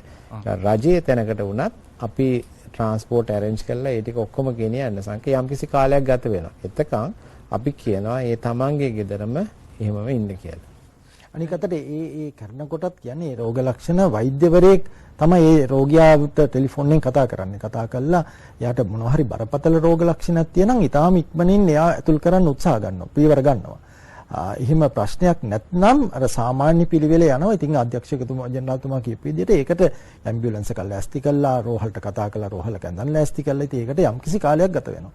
නමුත් ඕක අර දැන් කලින් කාලයක් තියුණා මේකට දවස් දෙක තුනක් ගත වෙන කාලයක්. නමුත් දැන් එහෙම වෙන්නේ නැහැ. නේද? සංකූලතා පෙන්වන්නේ නැති රෝගියෙක් නම් ඔහුට ගෙදර ඉන්න දෙනවද ඒ දවස් ගන්න? නෑ. දවස් ගන්නක් තියන්නේ නැහැ කොහොමද? දවස් ගන්නක් තියන්නේ. කොහොමවත් තියන්නේ මේ පොසිටිව් අය හැමෝම ඇතුල් කරනවා. හොඳයි. දැන් මේ මහාචාර්යතුමාට යොමු වන්නට පෙර ආතුව ඔබතුමාගෙන් එක පැහැදිලි කිරීමක් කරගන්නට ඕනේ. දැන් මේ B.1.17 කියන මේ නව ප්‍රභේදය සම්බන්ධයෙන් කතා කරද්දී පරීක්ෂකයන් කියනවා 50%කට වඩා වැඩි මරණ සංඛ්‍යාවක් පෙන්වන්නට පුළුවන්, 53%කට වඩා වැඩි ව්‍යාප්තියක් පෙන්වන්නට පුළුවන් කියලා. මේ ව්‍යාප්තිය සහ මරණ සංඛ්‍යාව සම්බන්ධයෙන් කියද්දී ඔබතුමා රෝගීන් නිරන්තරයෙන් දකිනවා. ඔවුන් පිළිබඳව නිරීක්ෂණය කරනවා, ඔවුන්ට ඖෂධ නියම කරනවා. ඔවුන්ගේ තත්ත්වය කොහොමද? ඉස්සෙල්ලා ආපු රෝගීන්වයි දැන් ආපු රෝගීන්වයි වෙනස් කළ අඳුර ගන්න පුළුවන් දිරක් ගහලා. ඔව් ඒ අයගේ පැහැදිලි වෙනසක් තියෙනවා. මම ඊට කලින් පොඩි නිවැරදි කිරීමක් කරන්න ඕන. මේ අයගෙන් 50%කට විතර මරණයටපත් වෙන එක නෙවෙයි වෙන්නේ. 50% මැරෙන්නේ නැහැ රෝගී හැදෙන. 50%කට විතර රෝග ලක්ෂණ පෙන්වනවා. ඒ අයගෙන් සැලකිය යුතු ප්‍රමාණයක් සංකූලතාවයක් නැති වෙනවා. දැන් කලින් අපි පළවෙනි රැල්ලේ සහ දෙවෙනි රැල්ලේ දැකපු අයගෙන් සුළු කොටසකට සාමාන්‍ය 120කට විතර තමයි රෝග ලක්ෂණ ඇති වුනේ. දැන් එහෙම නෙමෙයි මේ ප්‍රභේදයත් එක්ක ඊට වඩා වැඩි සංඛ්‍යාවකට දැන් ඔබ කියපාකට 50%කට විතර රෝග ලක්ෂණ ඇති වෙනවා. රෝග ලක්ෂණ නැති අය ඉන්නවා. එහෙම නැත්නම් සුළු රෝග ලක්ෂණ තියෙන අය ඉන්නවා. ඒතකොට ඒ අයගේ සංකූලතාවයක් නැති වෙන සංඛ්‍යාවත් වැඩි, ප්‍රතිශතයත් වැඩි. ඒ වගේම මේක පැතිරීමේ ඉඩකඩත් වැඩි. ඒක අපි වෙන රටවලින් තියෙන දත්තත් එක්ක බැලුවහම අපිට පේනවා වෙනදා දැන් අපි පළවෙනි රැල්ලේ දෙවෙනි රැල්ලේ තියුණු ප්‍රභේද වලට වැඩිය මේ ප්‍රභේදය ඉතා ඉක්මනින් පැතිරීම සිදු කරනවා. ඉතින් ඒ පැතිරීම ශීඝ්‍රයෙන් සිදු වෙන නිසා තමයි අපි විශේෂයෙන් පරිස්සම් වෙන්න ඕනේ. දැන් දෙවෙනි රැල්ලේ කියන්න පුළුවන් මම මෙතෙන්ට ගියා මට හැදුන්නේ නැහැ. මාත් එක්ක හිටිය අයට දැන් අපි දන්නවා අර දැන් ප්‍රසිද්ධ දෙයක් තියෙනවා අර මැච් එකක කෙනෙක් ඉඳලා හම්බුණා නමුත් කාටවත් හැදුන්නේ නැහැ කියන එක ඒ දවස්වල කවුරුත් දන්න කතාවක් නේ. නමුත් දැන් එහෙම නැහැ. තත්ත්වේ. දැන් එහෙම නැහැ. දැන් අපිට බොහෝ විට එනවා දැන් එකම පවුලේ කීප දෙනෙක් හැදිලෙනවා. එහෙම නැත්නම් සමහරලාට එක ඔෆිස් එකේ අය හැදිලෙනවා. දැන් අද මට එක්තරා පුවත්පත් ඔෆිස් එකකින් කතා කරා. ඒ අයගෙන් ටෙස්ට් කරපු මම හිතන්නේ මට මතක විදියට කිව්වේ 34ක් ටෙස්ට් කරලා 17ක් පොසිටිව් වුණා කියලා. ඒ පුවත්පත් කාර්යාලයේ. ඒ වගේ විශාල ප්‍රතිශතයකට මේක හැදෙනවා පහසුවෙන් පැතිරෙන නිසා. ඉතින් ඒ නිසා තමයි අපි විශේෂයෙන්ම මේ අවදානම ගැන දැනගෙන පරිස්සම් විය යුත්තේ. දැන් මහාචාර්යතුමනි මීට පෙර ආතුව ඔබතුමන්ලාම සහභාගී වුණ අලුත් පාර්ලිමේන්තුවේදී ඔබතුමා කරපු ප්‍රකාශයක් මගේ කනේ නිකන් දෝංකාර දෙනවා වගේ. ඔබතුමා කිව්වා අපේ රටේ ජනතාව විශිෂ්ටයි කියලා. ඔවුන්ගේ භූමිකාව නිසි පරිදි ඉෂ්ට සිද්ධ කරනවායි කියලා. අද ඒ ප්‍රකාශය ඉල්ලාස් කරගන්නවද? කොහෙත්ම නැහැ. මම කියන්නේ සංක අති බහුතරයක් ජනතාව එහෙමමයි කියලා තමයි මම කියන්නේ. හැබැයි සුළුතරයක් වගකීම් රහිත ලෙස කටයුතු කරාම මේ තත්ත්වය ඇති වෙනවා. මම ඒක නිසා ඒ පදනමේ මම ඉන්නවා. මම එහෙම කියන්නේ ඇයි? දැන් සංක මීට ඉස්සෙල්ලා මතු කරපු ප්‍රශ්න වලටත් එකතු කරලා මම මේ කතාවට උත්තර දෙන්නම්. දැන් අර මෙතුමා කිව්වා වගේ යාපනයේ ඉන්න ජනගහණයෙන් සුළුතරයක් තමයි ඒ උත්සවයට සහභාගී වුණේ. නුවරඑළිය ගියේ සමස්ත ජනගහනයනේ. මේක හරියට සංක ඔබතුමා නීතිඥයෙක්නේ. දැන් මේ රටේ හිරගෙවල් වල ඉන්න ප්‍රතිශතය බලන්න. වැරදි හැසිරීම් උඩ. එතකොට මම තාමත් කියනවා ඒක එහෙම තමයි. හැබැයි මේ හැමතිස්සෙම ඕනම සමාජයක ඕනම රටක ඕනම තැනක වරදින්නේ හොඳ බහුතරය නිහඬවීම තුල නරක සුළුතරය සමාජ විරෝධී විදිහට හැසිරීම. ඒක ගැන මම වගකීමකින් කියන නිසා මම සියලු දෙනා සුද්ධ කරන්නේ නැහැ. මම තාමත් පිළිගන්නවා. ඒක නිසා අර හොඳ බහුතරයට දැන් බරපතල වගකීමක් තියෙනවා. නරක සුළුතරය විසින් ඉතිහාසයේ මේ ලබා ගන්නා ජයග්‍රහණ ආපස්සට හරවනකොට ඒක කොවිඩ්ද යුද ජයග්‍රහණද මොනවද වුණත් තමන් බලගන්න වෙලා අර වැරදි සුළුතරය පරාජය කරන්න. මොකද ඒක අයිතියක්. ඒ වෙනුවෙන් අපි පෙනී හිටින පැහැදිලිවම. දැන් මම පොඩ්ඩක් මට දෙන්න අවසර කියන්න. දැන් ඔබතුමා කිව්වා වගේ අපි එදා රැස් වෙලා අලුත් අවුරුදු උත්සවය සමරන්න ඉඩ දීපු එක ඊටාම නිවැරදි තීන්දුවක් කියලා මම කියන්නේ. මොකද අපි තීරණ ගන්න සංක ඒ පසුබිම තුලනේ. අපි පළවෙනිදා මාර්තු පළවෙනිදා මේ අප්‍රේල් පළවෙනිදාට ඉස්සෙල්ලා ඇවිල්ලා මේ සාකච්ඡාව තියෙනකොට රෝගීන්ගේ තත්ත්වය අඩු වෙගෙන ගියේ. දැන් ඒ තත්ත්වය තුල අර පහුගිය අවුරුදු දෙකේ අවසර නොදුන්නා නම් නැගින චෝදනා වෙනස්. මේක මෙහෙම ගන්න ඕන සංක වැරදුනහම ඒ වැරදි වලට චෝදනා කරන්න ඔබතුමා පටන් ගන්නකොට කිව්වා විත්කුඩ නගන ඕන තරම් ඉන්න. හැබැයි ජයග්‍රහණයට පීතෘවරුන් මහරාශියක් ඉන්න. ඔබතුමාට ඒක කියන්න ඕනේ නැහනේ. යුද්ධෙදිත් උනේ එහෙමනේ. හරි. එතකොට මෙන්න මේ පසුබිම පරාජයට පියෙක් නෑ වුණාට නේ. නෑනේ. හරි. එතකොට මේක එදා නිවැරදි කියලා කියන්නේ මොකද ඊට අවුරුදු දෙකකට ඉස්සෙල්ලා බැරි වුණා. ඒක හරි තීන්දුව ජනතාවට ඒක දීපේක. දැන් මෙහෙම ගන්න සංක පොඩි දරුවන්ට අපි යම් සීමා පනවල අධීක්ෂණය කළා තමයි හැසිරෙන්න දෙන්නේ. හැබැයි වැඩිහිටියොන්ට අපි සීමාවල් දෙනවා. මේක ප්‍රජාතන්ත්‍රවාදී රටක්නේ. එතකොට මේ තත්වයේ බරපතල භයානක නොවීම තුල ඒ නිදහස දීම ඊටාම නිවැරදි දෙන ගමන් අපි සියලු දෙනාම කිව්වා මෙන්න මෙහෙම තර්ජනය තියෙනවා. දැන් ළමයි දුහලා පැනලා තුවාල වෙනවා කියලා අපි ළමයිව හිරගෙවල් වල දාලා තියන්නේ නැහනේ. ඒ නිදහස දෙනවා. ඒ නිදහස යුතු ලෙස පාවිච්චි කිරීම තමයි කාගෙත් බරපතල වගකීම. ඉතින් එතෙන්දී අර ඔය නුවරඑළි ගිය එයාට දඬුවමක් ලැබෙන්න ඕනේ. ඒක ගැන කිසි දෙගිඩියාවක් මගේ නැහැ. මොකද මේ වැරද්ද කිරීමට ඒගොල්ලන්ට දඬුවමක් තියෙන්න ඕන. ඒතකොට දැන් මේක ගත්තාම ඊළඟට දැන් ඔබතුමා කිව්වනේ රට වහන එක. දැන් හොඳම දේ මොකද්ද? ගෝලීය වසංගතය නොතිබුණා නම් තිබුණා. සමහර රටවල් වහන සමහර රටවල් වහන්නද මමත් පෞද්ගලිකව හිතුවා පහුගිය දවස් 3-4 වැහුවා නම් කමක් නැහැ. මට තියෙන සීමිත දැනුමත් තුලනයක කරන්න. එතකොට මට වඩා දැනුමක් තියෙන සෞඛ්‍ය අධ්‍යක්ෂ ජෙනරාල්තුමාට මේ විෂය සම්බන්ධයෙන් රටේ තත්ත්වය හමුදාපතිතුමාට ඉල්ලී දෙනවා. සංක දේශපාලන නායකයෙක් කියන්නේ මට කරු ජනාධිපතිතුමා ගත්තාම තීන්දුව බය නැතුව ගන්න කෙනෙක්. දැන් රට වහන එක හරි ලේසිනේ සංක. හරිම ලේසි. හැබැයි රට වැහුවම ඒකේ එන අතුරුඵල එදිනදා වැඩ කරනාට ජනතුමා පැහැදිලිව කිව්වනේ රට ඇරලා තියෙන එක තමයි අමාරු. මොකද PCR පරීක්ෂණයකට රුපියල් 6000ක් 7000ක් යනවා. එතකොට මේ දේශපාලන නායකයෝ තීරණ ගන්න සමස්තය තෝරලා බලලා. හැබැයි මේකෙදි ඔය මොන වැහුවත් ඇරියත් හොඳත් නැහැ නරකත් විතරක් නැහැ. ඒක 100%ක් හොඳත් නෙමෙයි 100%ක් නරකත් නෙමෙයි. මේක සාපේක්ෂව වෙන දෙයක් නේ. එතකොට මේ தත්ත්වය උඩ හැබැයි එහෙම රට නොහැවුවාම එන අභියෝග ටිකක් තියෙනවා. දැන් මෙතෙන්ද තියෙන ගැටලුව තමයි දැන් මම දන්නවා මම හොඳටම දන්නවා ආනන්ද විජේක්‍රම මේ සහෝදර විශේෂඥයා මං හිතන්නේ එක දවසක් පහුගිය කාලේ නිවාඩු අරන් ඇති කියලා. ඔබතුමාලත් එහෙමයි. එතකොට සංක අපිට හැමෝටම වගකීමක් තියෙනවා. දැන් නිකන් අපි රටේ තත්ත්වය අමතක කරන්නේ. අම්මා තාත්තා අපේ ඉස්පිරිතාලේ ඉන්නවා. ලෙඩ ඇඳේ ඉන්නවා. මරණාසන්න වෙන්නවා. අපි පාටි දානවද? අපි ටුවර් යනවද? මේක මම කියන්නේ සංක මම මේ විදිහට කතා කරලා නැහැ. මගේ ස්වරය අද වෙනස්. අපි ජාතියක් වශයෙන් අතිශය භයානක කඩයිමක ඉන්නේ. අතිශය භයානක. ඒක නොකියුවොත් අපි බොරු කිව්වා වෙනවා. හැබැයි එකෙන් අදහස් කරන්නේ දැන් මම බය කියන දේ කවදාකවත් සෞඛ්‍ය ප්‍රවර්ධනයට භාවිතා කළ යුතුයි කියලා විශ්වාස නොකරන කෙනෙක්. හැබැයි ඒ වගේම මට සමාජ වගකීමක් තියෙනවා මේ තර්ජනයක් කියලා කියන්න. ඒකෙන් අදහස් කරන්නේ මේ වැඩේ අතාරිනවා කියන එක නෙමෙයි. මට දැඩි විශ්වාසයක් තියෙනවා මේක විශාලා මහරුණක් වෙන්නෙත් නැහැ. මේක අපේ රටේ මහා පාරේ මිනිසුන්ට මැරෙන්න මෙතුමන්ලා ඉඩ දෙන්නේ නැහැ. ඒක මට විශ්වාසයක් තියෙනවා. හරි. හැබැයි ඒකෙන් අදහස් කරන්නේ ඒක නිසා අමාරු කෑල්ල නේ කෑල්ල. හැබැයි ලේසි කෑල්ල මොකද්ද? මෙතුමා කිව්වා වගේ ස්වයං වාරණයක් දාගන්න. ගමන් බිමන් අඩු කරනවා. ඒවට නීති රීති චක්‍රලේඛන ඕනේ නැහනේ සංක. එතකොට එහෙම තරජනයක් අභියෝගයක් තියෙන වෙලාවක අම්මා තාත්තා ලෙඩ ඇඳේ ඉන්නකොට අපි වගකීම් සහිත වැඩ කරන වගේ පවුල් එකක තුල රටක ජනතාවට ඒ වගකීම තියෙනවා. ඒකෙදි මම කියන්නේ දේශපාලඥයන්ට සමාජ ක්‍රියාකාරීන්ට රටේ ජනතාව කියවම මම කියන්නේ සමස්තය. එතකොට ඔය සමහර උත්සව කරන්න සමහර ප්‍රාදේශීය දේශපාලඥයෝ මැදිහත් වෙන්නේ නැති. ඒක වැරදි කවුරු කරත් මොන මට්ටමේ. මොකද මේ වගකීම් රහිත මේක හරි අපරාධයක් මේගොල්ලන්ට කරන දිවා රෑ නොබලා සුව විරුවන් රණ විරුවන් මේ දෙවන්ත කැපකිරීමක් කරද්දි සංක අත් දෙක හොදන එක.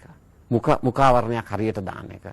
සමාජ දුරස්ථභාවය පවත්වන එක. gederin නොගිහිල්ලා මේ જાතියට කැපකිරීමක් කරන්න ඕන වෙලාවක් මේ අපි දන්නා 30 අවුරුදු යුද්ධයක ඒ කැපකිරීම මේ රටේ අති බහුතරයක් ජනතාව කරා. එහෙම අභියෝගයක් ඇවිල්ලා ඉන්නේ. සංක අමතක කරන්න එපා 1935 මේ රටේ මැලේරියාව හැදිලා මිලියන 5ක් පමණ රෝග වුණා. 80000කට වැඩිය ජීවිත නැති වුණා. මම ඒක වෙනම කතා කරන්නම්. ඒකට අපි ජාතියක් විදිහට මුණ දුන්නේ කොහොමද කියලා. ඒක නිසා මේ අභියෝගයක් තියෙනවා. ඒක අභියෝගයක්. ඒක අසීරු අභියෝගයක්. ඒ අසීරු අභියෝගයේ හමුවේ මේ සමාජ ස්තරයන්ට විතරක් මේක ජයග්‍රහණය කරන්න බෑ. එකෙන් අදහස් වෙන්නේ මේක පරාද වෙන සටනක් කියන එක නෙමෙයි. මේක ජයග්‍රහණය කරන්න නම් තමන් මෙතෙක් නොකරපු වගකීම් අතට අරන් සෞඛ්‍ය අධ්‍යක්ෂක ජනරාල්තුමා කියනකන්වත් හමුදාපතිතුමා කියනකන්වත් මෙතුමා කියනකන්වත් මම කියනකන්වත් නෙමෙයි. තමන් තනිවම මේ වැඩේ අපි හැමදාම කිව්වේ ඒකයි. අපි අවුරුද්දටත් කිව්වේ ඒකයි. එතකොට සමහර දේවල් වලදී ඒ අපි දීපු නිදහස නෙමෙයි වැරද්ද. නිදහස නිසි ලෙස භාවිතා නොකිරීම. නේද ඔබතුමා විශ්වාස කරන්නේ නැද්ද සුළු ප්‍රතිශතයක් හරි ඉන්නවනම් නොහික්මුණු නීතියට ගරු කරන්නේ නැති පොදු හැඟීමක් නැති ඒ අය වෙනුවෙන් හෝ නීතිය ක්‍රියාත්මක වෙන්නට අනිවාර්යෙන්. ඒ ගැන කිසි ගැටලුවක් නැහැ. නීති රීති මම මෙතුමාගෙන් ඉල්ලීමක් කරන සෞඛ්‍ය සේවා අධ්‍යක්ෂ ජනරාල්තුමා දෙලා නිරෝධාන නීතිය කියලා අපේ රටේ තියෙනෝනේ. සංක ඕක හරි ලේසි. ඕක කරයින් පස්සේ මොකක්ද දන්නද ඊළඟට එන්න චෝදනාව. මිලිටරීකරණය කරා, හමුදාකරණය කරා. මේ හමුදා අපි දන්නවන්නේ. නොකරම කියනවා ගෙදර ගියොත් අඹුව නැසි, මග හිටියොත් තෝ නැසි. හරි මේක හරි කල්පනාවෙන් අතුරේ යනවා වගේ වැඩක්.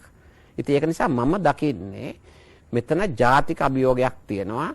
පාට, දේශපාලන පක්ෂ, ආගම්, ಜಾති කුල ભેද අමතක කරලා මේක ජාතික අභියෝගයක්. මේක වැරද්දගත්තොත් එක පාටකින් විතරක් නෙමේ ජීවිත නැති වෙන්නේ. එක ආගමකට අයිතියාගේ විතරක් නෙමේ ජීවිත නැති වෙන්නේ. එක ජාතිකත්වයකට විතරක් නෙමේ ජීවිත නැති වෙන්නේ. ඒක නිසා මේ සියලු දේවල් අමතක කරන්න අවශ්‍ය කරන 11 වෙනි පැය මේ ඇවිල්ලා තියෙන්නේ. ඒ අභියෝගය ජය ගන්න මට විශ්වාසයක් තියෙනවා. අපි එකතු වෙනවා, අපේ සමාජ ස්තරයන් එකතු වෙනවා, වෛද්‍යවරු එකතු වෙනවා, සෞඛ්‍ය සේවක එකතු වෙනවා, හමුදාවල් වල එකතු වෙනවා. මේ රටේ අති බහුතරයක් ජනතාව එකතු වෙනවා. අපි මේ ආයතනය කරන්නේ මෙතෙක් කන් නොදුන්න උදවියට. එහෙම නොවුනොත් මට ඉල්ලන්න සිද්ධ වෙනවා නීතිය ක්‍රියාත්මක කරන්න දැඩි ලෙස. නැද දැන් ඔබතුමාගේ එක වාක්‍යයක් ඔබතුමා සඳහන් කරනවා මෙතුමාලා ඉන්නකම් පාරේ මිනිස්සු මැරෙන එකක් නැහැයි කියලා. ඒක මේ මටත් බරයි වගේ හැඟුණා. ඔබතුමාට ඒ මෙතුමන්ලා කියන්නේ දෙපොළ. ඔව් ඒක බාර ගන්න ලෑස්තිද? ඒ අභියෝගේ බාර ගන්න ලෑස්තිද? ඔව් අනිවාර්යයෙන්ම. මොකද මේ අපි මේ තනතුරු වල ඉන්නේ. අපි තනතුරක් බෝනෝනේ මේ රටේ. අපිට දීලා තියෙනවා හමුදාපතිතුමාට අමතරව අපිට දීලා දෙන කොවිඩ් කාර්ය සාධක බලයේ ක්‍රියාන්විත ප්‍රධානීය හැටියට. අපි මේ ඔක්කොම වැඩ කරන්නේ එකට. ඉතින් මේක වෙනකම් බලා හිටියේ නෑ. අපි දැන් මීට සති කිහිපයකට ඉස්සෙල්ලත් මේ තත්ත්වය આવොත් මේ තත්ත්වය આવොත් මේක කියලා අපි සූදානමක් ඇතුව වැඩ කරන්නේ. අපේ මේ විශේෂඥවරයා කිව්වා වගේ මේකේ තිබෙන්නේ සුළුතරයක් තමයි මේක නැති කරන්නේ. ඉතින් ඒත් එක්ක මෙතුමා කිව්වා වගේ දැන් ඔතුමා අහනවා මේ රටවහන කතාව. ඉතින් රටවහන කතාව මෙතුමා කිව්වා වගේ ඉතාමත් සුළු කතාවක්නේ. මේ දැන් කියන්න පුළුවන් ඔන්න වැහුවයි කියලා. ඒකේ ලොකු ප්‍රශ්නයක් නැහැ. නමුත් ඒක නෙමෙයි වැඩේ තියෙන්නේ.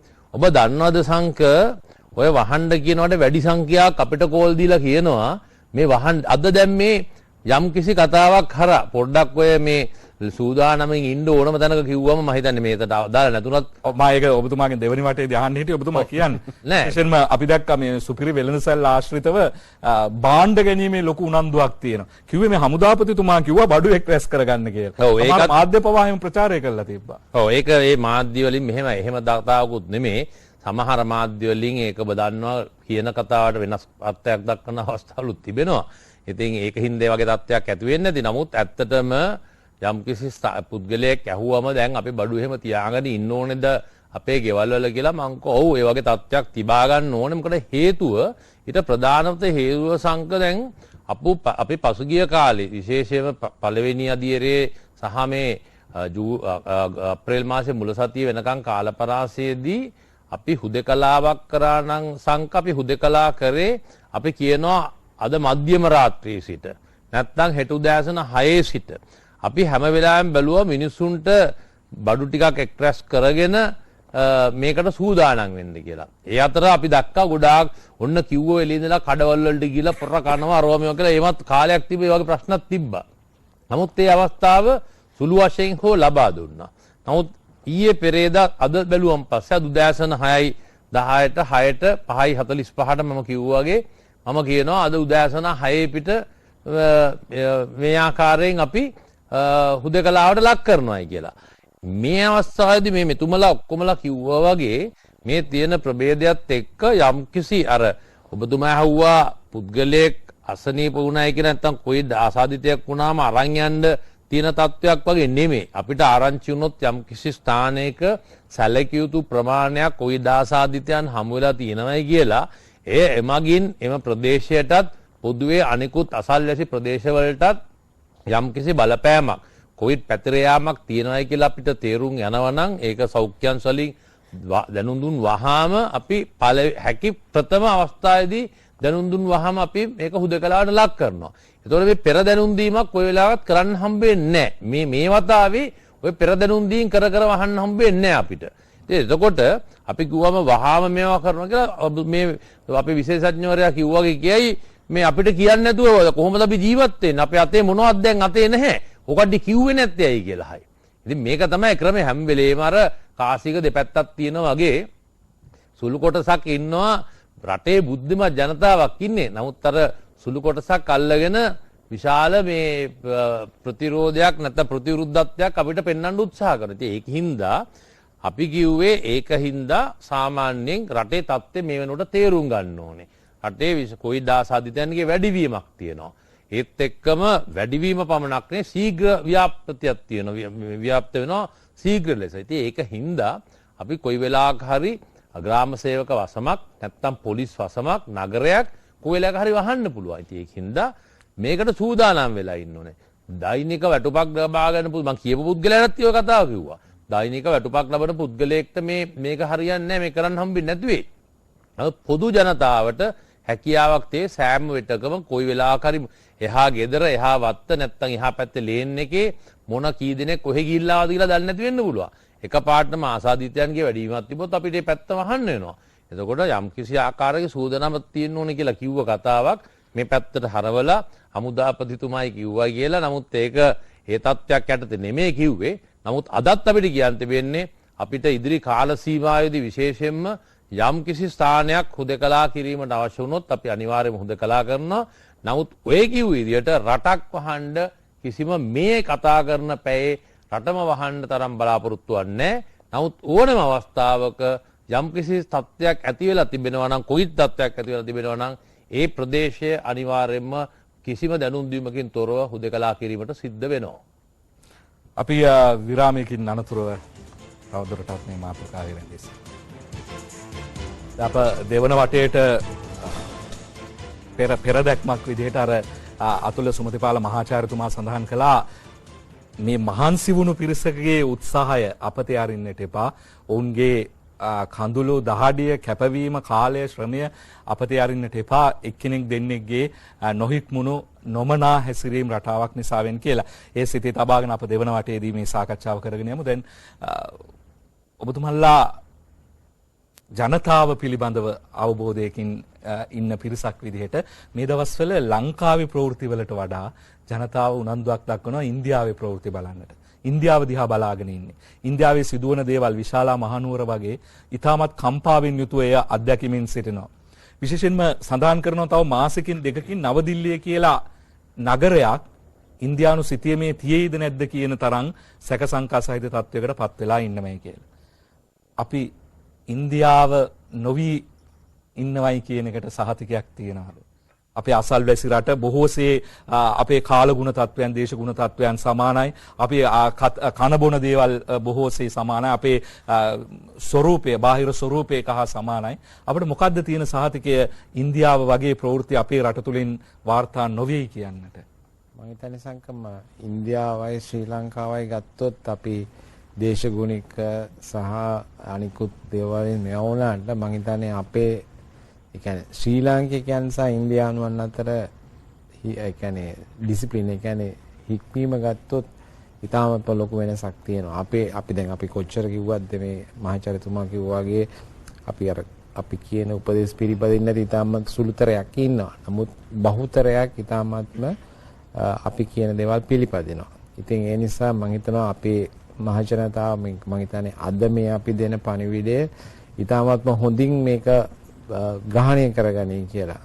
මම ඒක අනිවාර්යෙන් දන්නවා. මොකද ඉන්දියාවත් එක්ක අපි ඒ කියන්නේ ඒගොල්ලන්ගේ ඝනත්වය ගත්තොත් බිලියන 1.6ක ජනගහනයක් ඉන්නවා. ඒක ලංකාවත් එක්ක ඇත්තටම කම්පෙයාර් කරන්න බෑ. ඉතින් නමුත් අපි ඊට වැඩි ඉතාමත්ම හික්මුණු ඩිසිප්ලින් සොසයිටි එකක්. මම කියන්නේ ඉන්දියාව අන්ඩිසිප්ලින් කියන එක නෙමෙයි මම කියන්නේ. නමුත් අපේ මහජනතාව ඊට වැඩි ඉතාමත්ම හොඳින් අපි කියන දේවල් මේ තාක්කල් පිළිපැද්දා. ඇත්තටම මේ කීප දෙනෙක්ගේ මේවා ඇරෙන්න.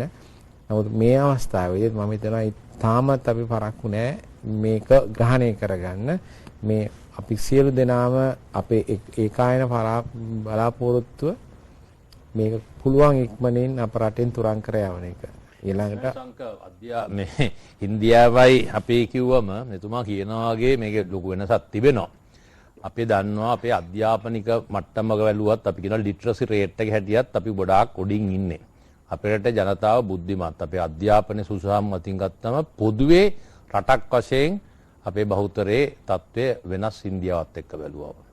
ඊට වගේම තමයි මෙතුමා කිව්වා වගේ ඔබ දකින්න ඉන්දියාව විශාල රටක්. ඒ රටේ මේ කියන විදියට විනය සම්බන්ධයෙන් ගත්තම අපේ මේතුමලා ඔක්කොමලා කිව්වා වගේ සුළු පිරිසක් මේ තත්ත්වය ඇති කරනවා වෙන්න පුළුවන්. නමුත් බං අපි ප්‍රථම වතාව බලන්නකො ලංකාවට කොවිඩ් ආපු දවස්වල හරිද මාසයයි දින කීපයක් ඇතුළත මාර්තු 11 පළවෙනි ආසාදිතය හම්බුලා අප්‍රේල් 31 වෙනි දෙද්දි මේක ඉවර කරගන්න තරම් මිනිස්සු කණ්ඩ බොන්නේ නැතුව මොන තරම් කැපවීමක් මේ රටේ මිනිස්සු කරාද? කන්න නැහැ කියලා දෛනික පඩියක් ගත්ත මිනිස්සු පාට බැහැලා මේ ඉන්දියාවගේ දේවල් කරවුවද මේ රටේ? ඒ තත්ත්වයක් නෑ මේ රටේ. මෙහෙම ඉතාමත් බුද්ධිමත් ජනතාවක් ඉන්නේ.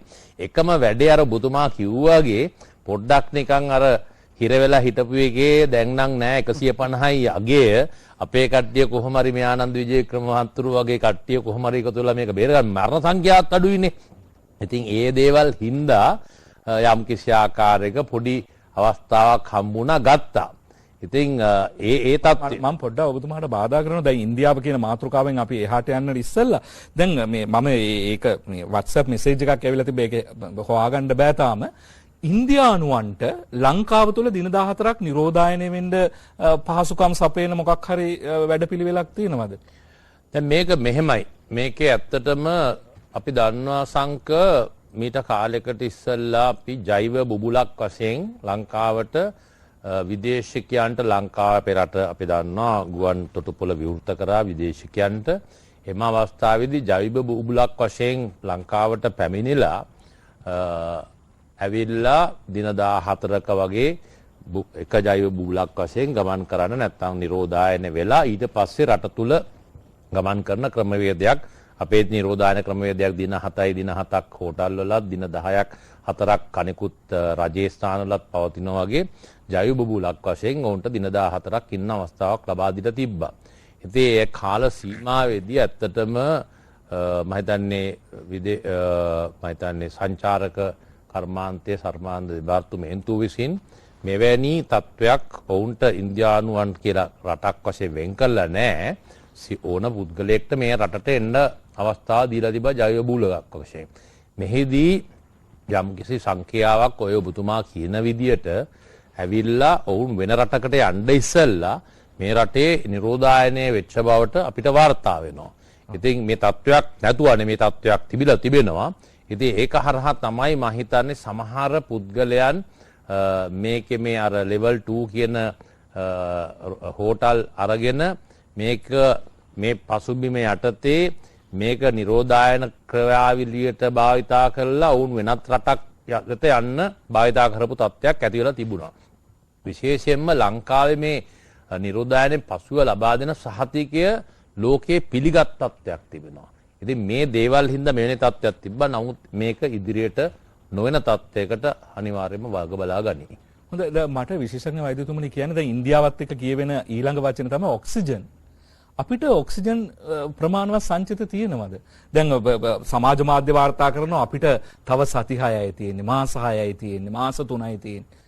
ඔක්සිජන් සම්බන්ධයෙන් අපිට එහෙම යම්කිසි ව්‍යාකූල තත්ත්වයක් තියෙනවා. ඊයේ හවස ගරු ඇමතිතුමියගේ ප්‍රධානත්වයෙන් සහ සෞඛ්‍ය සේවා අධ්‍යක්ෂකතුමාගේ සහභාගීත්වයෙන් ඊයේ හවස රැස්වීමක් පැවැත්වලා මේ පිළිබඳ සාකච්ඡා කරා. ඒතර අපිට දැනුම් දුන්නේ මේ ඔක්සිජන් නිෂ්පාදනය කරන අය දැනුම් දීලා තියෙනවා කියලා. ඔවුන්ට දැනට ඔක්සිජන් සපයන ධාරිතාවයට වඩා විශාල ධාරිතාවයකින් සැපයීමේ හැකියාව ලංකාවේ තියෙන බව. ඒ නිසා අපි එහෙම ඔක්සිජන් හිගයක් බලාපොරොත්තු වෙන්නේ නැහැ. නමුත් යම් කිසි මේ කර්මාන්ත සඳහා භාවිතා කරන ඔක්සිජන් වල මොකක් හෝ හේතුවක් හින්දා తాවකාලික හිගයක් ඇති වුණා කියලා දැනගන්න තියෙනවා. ඒක තමයි මම දන්න විදිහට මේ වැරදි විදියට වාර්තා වීමක් සිද්ධ වෙලා තියෙන්නේ. මම හර ඉන්දියාව ගැන කතා කරොත් මම දකිනවා පොඩ්ඩක් වෙනස් පැත්තක්. දැන් අපි බැලුවොත් ඉන්දියාවේ මේ තත්ත්වය පැතිරිච්ච හැටි ජනවාරි අන්තිම වෙනකොට ඉන්දියාවේ බොහොම හොඳ පාලනයක් තිබුණා. අර බිලියන 1.6ක ජනතාවක් ගැන සැලකනකොට ඊටාම අඩු ප්‍රතිශතයක් තමයි ඉන්දියාවේ රෝගීන් වාර්තා වුණේ. මේ తত্ত্বය වැරදුනේ අපිට අර පහුගිය කාලේ වෙච්ච වගේ දේවල් වෙච්ච නිසා. ඕන් මැච් ගැහුවා මැච් බලන්න වෙනදා කාලයක් එන්න ඇරියේ නැහැ සෙනගට. නමුත් ඒ සීමාවන් ඉවත් කරා. ඒතකොට මේ මැච් එකක් බලන්න එන්නේ ඉන්දියාවේ ලක්ෂ ගාණක් ඉන්නේ. ඊළඟට මම හිතන්නේ අපි හැමෝම හුඟක් අය දකින්න නැති මේ සමාජ මාධ්‍යවල පළ වෙනවා ආගමික උත්සවයක් සඳහා ලක්ෂ ගාණක් සහභාගී වුණා. ඉතින් මෙන්න මේ වගේ දේවල් නිසා තමයි මේ පැතිරීමට ප්‍රධාන හේතුව වෙන්නේ. ඉතින් මෙතනදී සංක මම හිතන්නේ විශේෂයෙන් මේ තියෙන තත්ත්වයක් එක්ක බලනකොට මේක අපි හැමෝගෙම වගකීමක් වෙනවා මේ තත්ත්වයෙන් අත් මිදෙන්න කටයුතු කරන එක. ඒක අපිට වෛද්‍යවරුන්ටවත් නැත්තම් හමුදාවටවත් එහෙම නැත්තම් මාධ්‍යවලටවත් වෙන වෙනම කරන්න බෑ. මේ වගකීම අපි හැමෝමත් ඒ කියන්නේ පොදු ජනතාවත් ගන්න අවශ්‍ය වෙනවා. ඉතින් එතනදී මම දකින දේ තමයි මට හිතෙන දේ තමයි අපි කිව්වොත් මෙතන මේ තත්ත්වෙකින්ද මේක පාලනය වෙන්න ඕන කියලා කෙනෙක් කියද්දි තව කෙනෙක් කියනවා නම් නෑ එච්චර ප්‍රශ්නයක් නෑ මෙච්චර පාලනයක් ඕනේ නෑ කියනවා නම් සාමාන්‍ය මිනිස්සු ගතිය තමයි අර එච්චර පාලනයක් ඕනේ නැහැ කියන පැත්තට යන එක. ඉතින් අපි පහුගිය කාලේ දැක්කේ වගේ දේවල්. දැන් මම දැක්කා මට මතකයි ජනවාරි 8 වෙනිදා පුවත්පතක සඳහන් වුණා ඒකේ හෙඩ්ලයින් එක තියුනේ කොවිඩ් කියන එක මේ ලංකාවට ප්‍රශ්නයක් නෙවෙයි කියලා රාජ්‍ය ඇමතිතුමෙක් කිව්වා කියලා. මම දන්නේ නැහැ ඇමතිතුමා එහෙම කිව්වද නැද්ද කියන එක මම දන්නේ. නමුත් ඒක තමයි පළ වුණේ. ඉතින් මේක ඊට පස්සේ අර උදේ ඔයගොල්ලෝ පත්‍ර කියනකොටත් කියවනෝනේ. ඉතින් මේ වගේ දේවල් වලට ලොකු ප්‍රචාරයක් එනවා. ඉතින් මිනිස්සුන්ට යන්න ගිය පණිවිඩය මේ හරි පටලැවිලි සහගතයි. එක පැත්තකින් අපි ඇවිල්ලා කියනවා දැන් මාර්තු 30 අපි ඇවිල්ලා කියනවා මේ අවුරුද්ද පරිස්සමෙන් සමරන්න කට්ටිය එකතු වෙන්න එපා කියලා. තව පැත්තකින් යනවා නෑ ප්‍රශ්නයක් නෑ කියලා. අවුරුදු උත්සව සංවිධානය වෙනවා නුවරඑළියේ මේව සංවිධානය වෙනවා. ඉතින් මේවත් එක්ක මිනිස්සුන්ට ගිය පණිවිඩය බොහොම පටලැවිලි සහගතයි. ඉතින් එහෙම තත්ත්වයකදී ස්වාභාවික දේ තමයි අර අවදානමක් නෑ කියලා සාමාන්‍ය සංඛ්‍යාවුණත් අඩු වුණානේ. ඉතින් ඒ පැත්තට මිනිස්සු යමු වෙනවා. ඉතින් ඒ නිසා දැන් මං හිතන්නේ මේ தත්ත්වය කාටද දැන් පැහැදිලි තියෙන தත්ත්වේ අපි හැමෝම එකතු වෙලා ජනතාව මාධ්‍ය මේ සියලු දෙනාම එකතු වෙලා මේ පණිවිඩය අපේ හිත තුළ ධාරණය කරගෙන මේ අවශ්‍ය හැසිරීම් හරිහැටි කරන්න අපේ හිත තුළ ධාරණය කරගෙන මේක වළක්වන්න පියවර ගන්න ඕනේ. මෙතන එතකොට තමයි අපිට හැකියාව ලැබෙන්නේ මේ නීති කොහොම වුණත් අපි කවුරුත් එකතු වෙලා මේක මේ ආරක්ෂණ ක්‍රියාමාර්ග අරගෙන මේක පැතිරීම වළක්ව ගන්න. එහෙම කරොත් තමයි අපිට මේ තත්ත්වෙන් අත් මිදෙන්න පුළුවන් වෙන්නේ. එහෙම කරොත් තමයි අපිට මේ ඉන්දියාවේ වගේ මේක පැතිරෙන එක වළක්ව ගන්න හැකියාව ලැබෙන. ඉන්දියාව විතරක් නෙවෙයි, ඇමරිකාව, එංගලන්තය, ඉතාලිය මේ රටවලත් මේක පැතිරුණා. ඒ වගේ අතිබහුල විදියට. ඒ තත්ත්වයට පත්වීම වළක්ව ගන්න අපිට හැකියාව ලැබෙන්නේ එහෙම කරොත්. ඔව් සංක ඔබතුමා අහුවනේ මේක කරන්න පුළුවන්ද කියලා. ඔව්. මං කියන පුළුවන් කියලා. මං කියන එකට හේතුව. දැන් ආනන්ද ජයක්‍රම මැතිතුමා නවත්තපු තැනින් මම පටන් ගන්නකෝ. එක රටක් එක නීතියක් විතරක් නෙමෙයි, එක රටක් එක හඬක් වෙන්න ඕන මේ. දැන් ඔබතුමාට මම කියන්නම් මේක කරන්න පුළුවන්. දැන් අපි ඇයි මේ ඇවිල්ලා වැඩසටහන් වලට සහභාගී වෙන්නේ? මේ ජනතාව දැනුවත් කරලා ආනන්ද කිව්වා වගේ විවිධ පණිවිඩ එනකොට පහසු පණිවිඩය තමයි උකහාගන්නේ. මේක කරන්න පුළුවන් කියලා මම දෙන්න හොඳම උදාහරණ දෙන්න. හමුදාපතිතුමාගෙනුයි අධ්‍යක්ෂ ජනරාල්තුමාගේත් අවසරය ඇතුව අපි මේ ළඟදී සියලු දේශපාලන පක්ෂ කැඳෙව්වා. මගේ ජීවිතේ ආස්වාදම ජනක දවසක් එදා. ආස්වාදම ජනක දවසක් සියලු පක්ෂා මට දැන් මෙහෙම මැවිලා පේනවා. සමගි ජන බලවේගයේ මරික්කාර් මන්ත්‍රීතුමා හිටියා. ජාතික නිදහස් පෙරමුණේ මුසම්මිල් මන්ත්‍රීතුමා හිටියා. ගාමිණී ලොකුගේ මැතිතුමා හිටියා. ලක්ෂ්මන් නිපුණාරච්චියේ හිටපු මන්ත්‍රීතුමා හිටියා ජවිපේ. එක හඬින් අපි පැහැදිලි කරා අපි කට්ටිය මොකද්ද වෙන්න ඕන. ඊට පස්සේ හමුදාපතිතුමා ඉතා ප්‍රජාතන්ත්‍රවාදී විදිහට කිව්වා අපි අඟහරුවාදා දවසකේ රැස්වීම තිබ්බේ බ්‍රහස්පතින්දාට නැවත එන්න. ඒ සියලු දෙනා එක හඬින් කිව්වා නෑ ඔබතුමන්ලා දෙන උපදේශ අපි පිළිගන්නවා අපි මේක කරන්න ලෑස්ති කියලා මේ සාක්ෂි. මේ දිනේ සම්බන්ධයෙන් මේ දිනේ සමරනකොට මම කියන්නේ මේ කතිකාවත ඒකයි පොඩි බාධාවක් කරන. දැන් ඇත්තටම මේ අය රැස්වීමට එනකොට ඒ හැම පක්ෂකින්ම ලෑස්ති වෙලා තියුනේ මේ මැයි දිනේ කරන්න. හරි. ඒක පැහැදිලි කිරීම කරාට පස්සේ මම එකෙන් අදහස් කරන්නේ මේ ජනතාව මේකේ ගෞරවනීය කොටස්කාරයෝ බවට පත් කර ගැනීමේ වැදගත්කම. මේකනේ අපි මේ ජනමාධ්‍ය හරහා මේ අමතන්නේ මේ කාලය ගත කරන්නේ මෙච්චර නැත්තම් දැන් මේ තුමා 4:00ට නැගිටිනවයි කියන දැන් ගිහලා හොඳට බුදියන්න තිබුණානේ. එතකොට සංක මම මේ තේරුම් කරන්න උත්සාහ කරන්නේ එහෙම කට්ටිය ගෙනල්ලා අන්තිමට අපි කිව්වහම මේගොල්ලෝ කියනවා නෑ අපිට ඔබතුමන්ලාගේ මතය දෙන්න අපි ගිහිල්ලා අපේ අයත් එක්ක ගනුදෙනුව බේරන්න. හැබැයි එහෙම කරාම මම නම් කියන්නේ යන්නේ වෙන එක පක්ෂයකින් ඊට වඩා සම්පූර්ණ වෙනස් කතාවක් කිව්වා. පස්සේ එතන නියෝජනය කරපු මන්ත්‍රීතුමා හිටපු මන්ත්‍රීතුමාට මම කතා කරලා ඇහුවා මොකද්ද මේකේ ඇත්ත කතාව කියලා එහෙම. එක හඬක් කියන්නේ ඒක මම කියන්නේ එහෙම අපිට පුළුවන්කම තියෙනවා ඇත්ත කරුණු කාරණා කියලා මේ බහුතරයක් දිනා ගන්න. දැන් මම කියන්නේ දැන් වෙසක් උත්සවය එනෝනේ. වෙසක් උත්සවය එනකොට සංක අද තිබිච්ච තත්ත්වය තිබුණා නම් අපි එදා අලුත් අවුරුද්දට මේ නීති අඩු කරන්න ඕන කියලා කියන්නේ නැහැ. දැන් අපි වෙසක් උත්සවයට එහෙම කියන්නේ. දැන් අපි යෝජනා කරන්නේ ගරුතර සංඝරත්නය ගෙනල්ලා කතිකාවතකට ගිහින් මේ ජනතාව කිව්වහම දේශපාලන එක්ක මේ දින ගනුදෙනුව බේරුවා වගේ ගරු නායක ස්වාමින් වහන්සේලා එකතු කරලා මේ කතාව කරලා රටේ ජනතාවත් එක්ක මේක බද්ධ කරන වැඩේට අපි යන්න ඕන සංක. හරි? මොකද මම ඒක කියන්නේ අර මං කියවනේ ඉස්සෙල්ලා මැලේරියා 1935 දී සංක දන්නවන්නේ ලංකා සමාජ පක්ෂය හැදුනේ සූරියමල් ව්‍යාපාරයෙන් ඒකට මැදිහත් වෙලා කියලා. එතකොට එක පැත්තකින් කුයිනීන් ගෙනිච්ච අනිත් පැත්තෙන් සහන මල්ල ගෙනහිල්ලා මේ වැඩේට බැස්සා. දැන් අද දේශපාලකයාගේ සියලුම පක්ෂවල වගකීම තමයි මෙතුමන්ලා කිව්වා වගේ අතන මෙහෙමයි PCR නෑ මේකයි මේ ජනතාව බෙදන දේවල් කියන්නේ නැතුව එක හඬක් අර මැයි දිනේට එකතු වුණා වගේ සියලුම දේශපාලන පක්ෂ මම ආදරයෙන් ඉල්ලීමක් කරනවා පක්ෂවලට බෙදිච්ච මිනිස්සු මේ රටේ නැහැ. දැන් ඒ ඉස්සර කාලේ ඒකට සාමාන්‍ය ජනතාව ඒකට දේශපාලන පක්ෂවලට බරපතල වගකීමක් තියෙනවා දැන් මේ වැඩේ අතට ගන්න.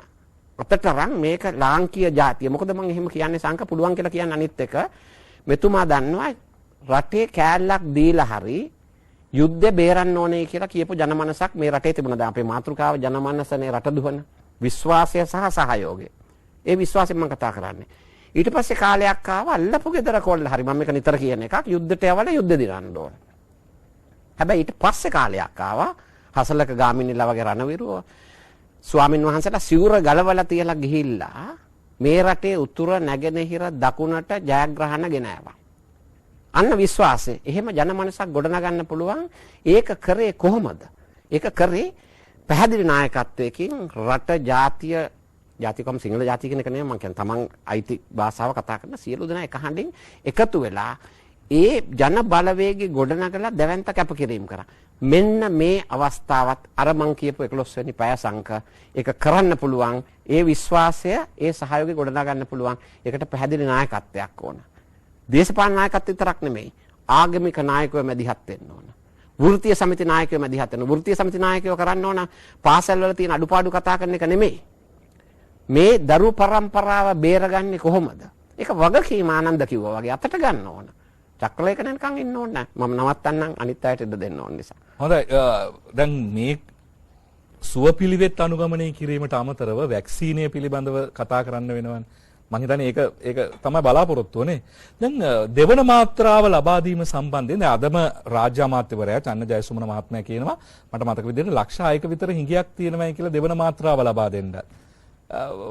මොකද හමුදාපතිතුමනි දැන් දෙවන මාත්‍රාව ලබා දෙන්න ප්‍රමාණයක් තියෙනවද ඇස්ට්‍රාසෙනිකා එන්නතේ? දැන් මෙහෙමයි. ඒකත් එක මම සම්පූර්ණ මේ වෙනස සම්බන්ධයෙන් කියන්න ඕනේ. දෙවන මාත්‍රාව සම්බන්ධයෙන් ගත්තම අපි 9,27,000කට පමණ ඇස්ට්‍රාසෙනිකා එන්නත අපි ලබා දුන්නා.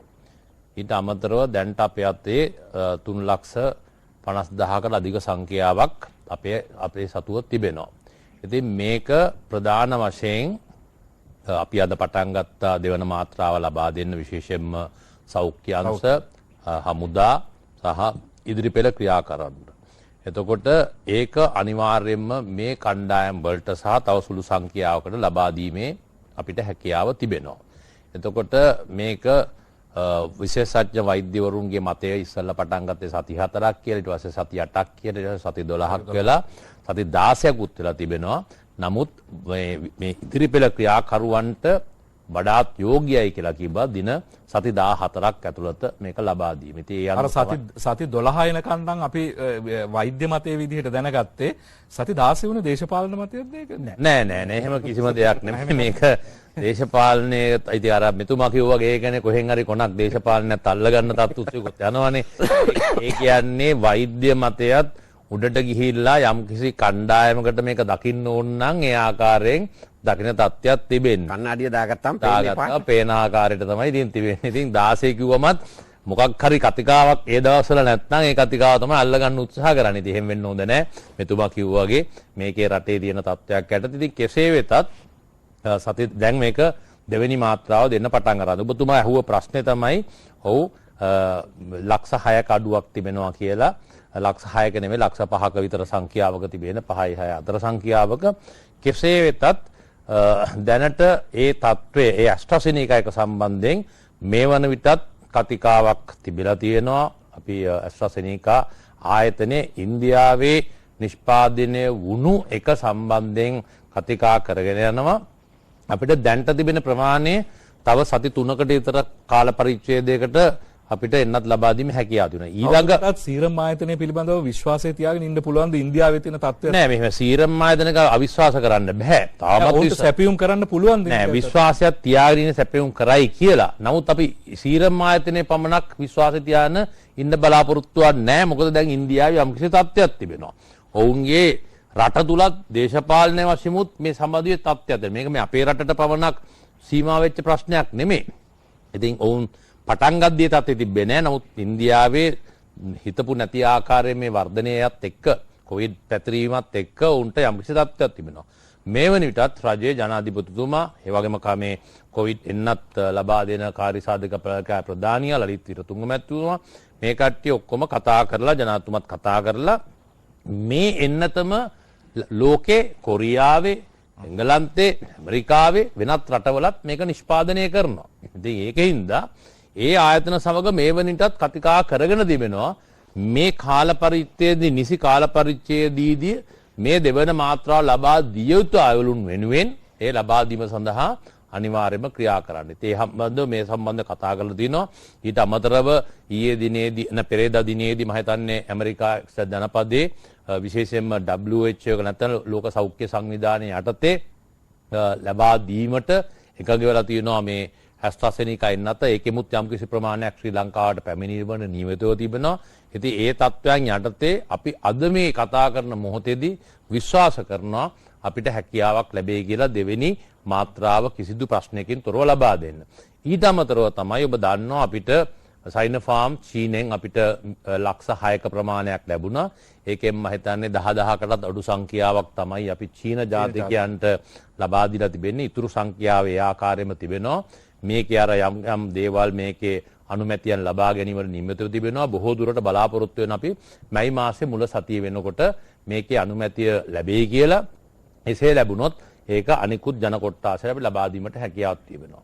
ඒත් එක්කම කැබිනට් එකේ අනුමැතියක් ලැබුණා පුට්නික් එන්නත ශ්‍රී ලංකාවට මිලියන් 13ක් ලබා ගැනීමට.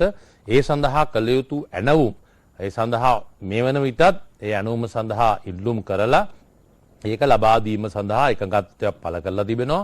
ඒ අනුව ප්‍රථමයෙන්ම තව සතියක් වගේ කාලයක් ඇතුළත පළවෙනි සුළු සංඛ්‍යාවක් ලක්ෂ 2ක් වැනි සංඛ්‍යාවක් පැමිණීමට නියමිතව තිබෙනවා. ඒ ලක්ෂ 2 පාවිච්චි කරන කාල පරිච්ඡේදයේ තව ලක්ෂ 4ක් ලැබීමට නියමිත වෙනවා. තෙවනුව ලක්ෂ 8ක් ලැබීමට නියමිත වෙනවා. ඊළඟට 4 වෙනුව ලක්ෂ 12ක් ලැබීමට නියමිත වෙනවා. ඉතින් ඒක මේ වෙනිටත් කාටද ගහන්න ඕනේ කාටද මේ එන්නත ලබා දිය යුත්තේ කියන මේ වෙනකොටත් අපි කතිකා කරගෙන ඒකට සූදානමක් වෙලා තියෙනවා. එකම தත්ත්වය තමයි දැන් මේ සයිනෝෆාම් චීන එන්නත සහ පුට්නික් එන්නත මේක වගේ සති 16ක 14ක කාල සීමාවක් ඉන්න අවශ්‍ය නැහැ. ඒක සති 4ක් 2ක් 4ක් කියන තත්ත්වය තමයි මේ අපි කතා කරන මොහොතේදී තියෙන්නේ. එතකොට බොහෝ දුරට අතිගරු ජනාධිපතිතුමා සතියන්තයේදී කිව්වා මේ සඳහා මේ COVID-19 පරාජය කිරීම සඳහා ප්‍රධාන සාධකයේ වෙන්නේ එන්නත තමයි අවසානය කියලා. අපි කරන ක්‍රමවේදයට අමතරව අවසන් ප්‍රතිඵලයේ වියුත්තේ එන්නතක් වගින් අපි මේක ජයග්‍රහණය කරන එකට කියලා. ඉතින් ඒක හින්දා අපි හිතනවා රටක් වශයෙන් රජයේ විසින් මේ එන්නත්කරණය කිරීම සඳහා ගත යුතු සියලුම ක්‍රමවේදයන් අරගෙන තියෙන්නේ. ඒක හින්දා ඉදිරි සති කීපය මාස කීපෙදී මේ එන්නත් දෙකම ලංකාවට ලැබීමට නියමිතව තියෙනවා. ඒ අනුව අර අවශ්‍ය පුද්ගලයන්ට රටේ අපි තෝරගෙන තියෙනවා සැප යුතු කට්ටිය නැත්නම් එන්නත් දුය යුතු කට්ටිය ඒක අනිවාර්යයෙන්ම ලැබීමට නියමිතයි. ඒ දේ කරනවා. ඉතින් ලොකු බයක් ඇති කරගන්න අවශ්‍යතාවයක් නැහැ. දැනට ඔබතුමා කිව්ව පළවෙනි කොටස ඔව් තත්ත්වයක් තියෙනවා. ඒක තත්ත්වය අපිට කළමනාකරණය ගන්න හැකියාවක් තියෙනවා කියලා අපිට දැඩි විශ්වාසයක් තිබෙනවා. දැන් මට පොඩ්ඩක් මහාචාර්යතුමනි විනාඩියක් දෙන්න දැන් අධ්‍යක්ෂ ජනරාල්තුමනි ඇයි පෞද්ගලික අංශයට මේ එන්නත් ලබා දෙන්න අවස්ථාව දෙන්නේ නැත්තේ? එහෙම කරොත් එහෙම ඇති හැකියාව ගිහිල්ලා එන්නත ලබා ගනි. එතකොට පොදු ජනතාවට ඊටමත් පහසුවෙන් තදබදයකින් තොරව එන්නත ලබා ගැනීමේ ශක්‍යතාවයක් නිර්මාණය වෙනවා. ඇයි ඒ ඉඩ දෙන්නේ නැත්තේ? ඒක සංකමයමයි. ඒක ඇත්තටම අතිගරු ජනාධිපතිතුමාගේ ප්‍රධානත්වයෙන් තියෙන කොවිඩ් මර්ධන රැස්වීම. ඒ කියන්නේ ඒකේ තමයි මේ තීරණ ගන්නෙ. අපි පැහැදිලිවම මේ කියන්නේ රාජ්‍යයක් විදියට පැහැදිලිවම තීරණය කරලා තියෙනවා මේක ගේන්නේ රජෙන් පමණයි. රජෙන් විතරයි මේක දෙන්නේ. අනිත් එක සංක ඔය පෞද්ගලික අංශයට දුන්නත් එහෙම ගන්න විදිහක් නැහැ. ඒක මේ ටික ගේන්නේත් අපි මේ රජයන් අතර කතා කරලා. මේවා නැතුව පෞද්ගලික අංශයට ගිහිල්ලා ඔය අරසකමෝල් ගෙන්නනවා එහෙම කොහෙන්වත් එන්නත් ගන්න බෑ. එහෙම ගන්න පුළුවන් කමක් නැහැ. මේ ටිකත් ගන්න මං හිතන්නේ අතිගරු ජනාධිපතිතුමාගේ ඉඳලා සෑහෙන ප්‍රමාණයක් මේකට දැඩි වෙහෙස මහන්සියක් අරගෙන තමයි මේ ටික ගෙනාවේ. ඉතින් මං හිතනවා දැන් මෙතුමා කිව්වා වගේ මෙතුමාට ඒ කියන්නේ ෆයිසර් එන්නතත් අපි ඇත්තටම ඕඩර් කරලා තියෙනවා. මං හිතනවා ෆයිසර් එන්නත් මේ මාසේ අන්තිමේ පස්සේ ෆයිසර් එන්නත් අපි ලංකාවට එයි කියලා බලාපොරොත්තු වෙනවා. ඉතින් ඇස්ට්‍රාසෙනිකා කිය අර පළවෙනි ඩෝස් එක දුන්න එක්කෙනාට දෙවෙනි ඩෝස් එක දෙන්න ඕනේ. ඉතින් සීරම් ඉන්ස්ටිටියුට් එකෙන් අපිට ලැබුණ නැත්නම් මෙතුමා කිව්වා වගේ අපි තවත් වෙන තැන්වල තියෙනවා අපිට ගන්න ඒ වෙන රටවල වලින් ගන්න පුළුවන් ද කියලා දැන් බලාගෙන යනවා.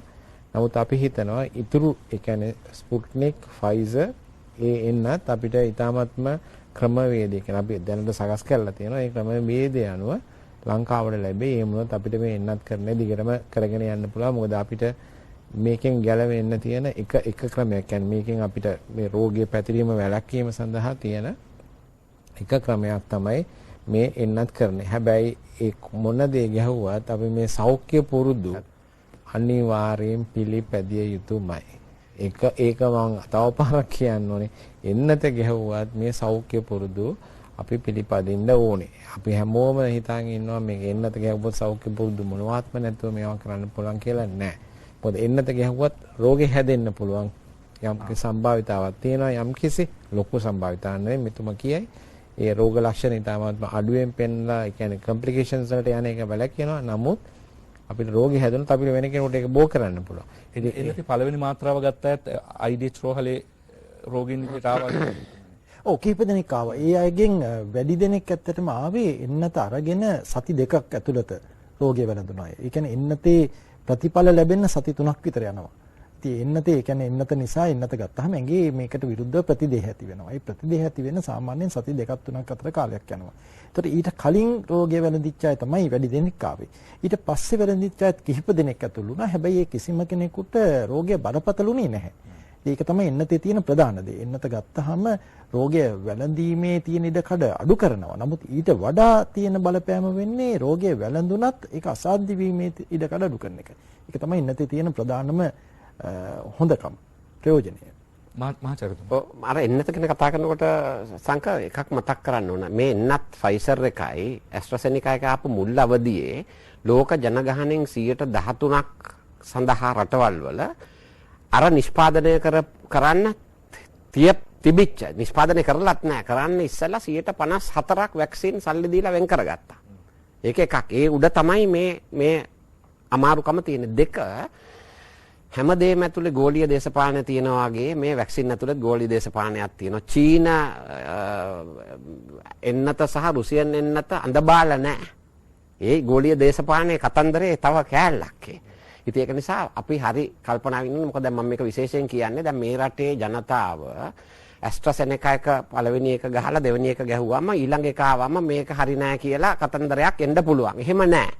මොකද ඒක මම වගකීමකින් කියන්නේ සංක මේවත් තරංගයක්. දැන් මම ඔයිට කලිනුත් කිව්වා. කොහොමද මේ මාත්‍රා දෙක ගත්ත එක්කෙනෙකුට තව එන්නතක් දෙන්නේ නැහැ නේද? ඒක මම දන්නේ ඒක මේගොල්ලෝ නෑ දෙක ගත්තාට නෙමෙයි. මම කියන්නේ එහෙම නෙමෙයි. රටේ කොටසක් කියනවා දැන් ඊළඟට ඇස්ට්‍රාසෙනිකා එක නෙමෙයිද චීන එක දෙන්නේ රුසියන් එකද ඒ වගේ කතන්දර කියන ජොන්සන් ඇන්ඩ් ජොන්සන් තමයි හොඳම කියලා. ඔව් ඒක එක කතන්දර තියෙනවනේ. හැබැයි මම මේ කියන්න හදන්නේ මේක ඇතුලේ තියෙන ගෝලීය දේශපාලනය තුර අර දත්තාවම මේ වගේ දේවල් කරාම සමහරට රුසියන් එන්නත් වඩා හොඳම එක වෙන්නත් පුළුවන් දැනට තියෙන තොරතුරු අනුව.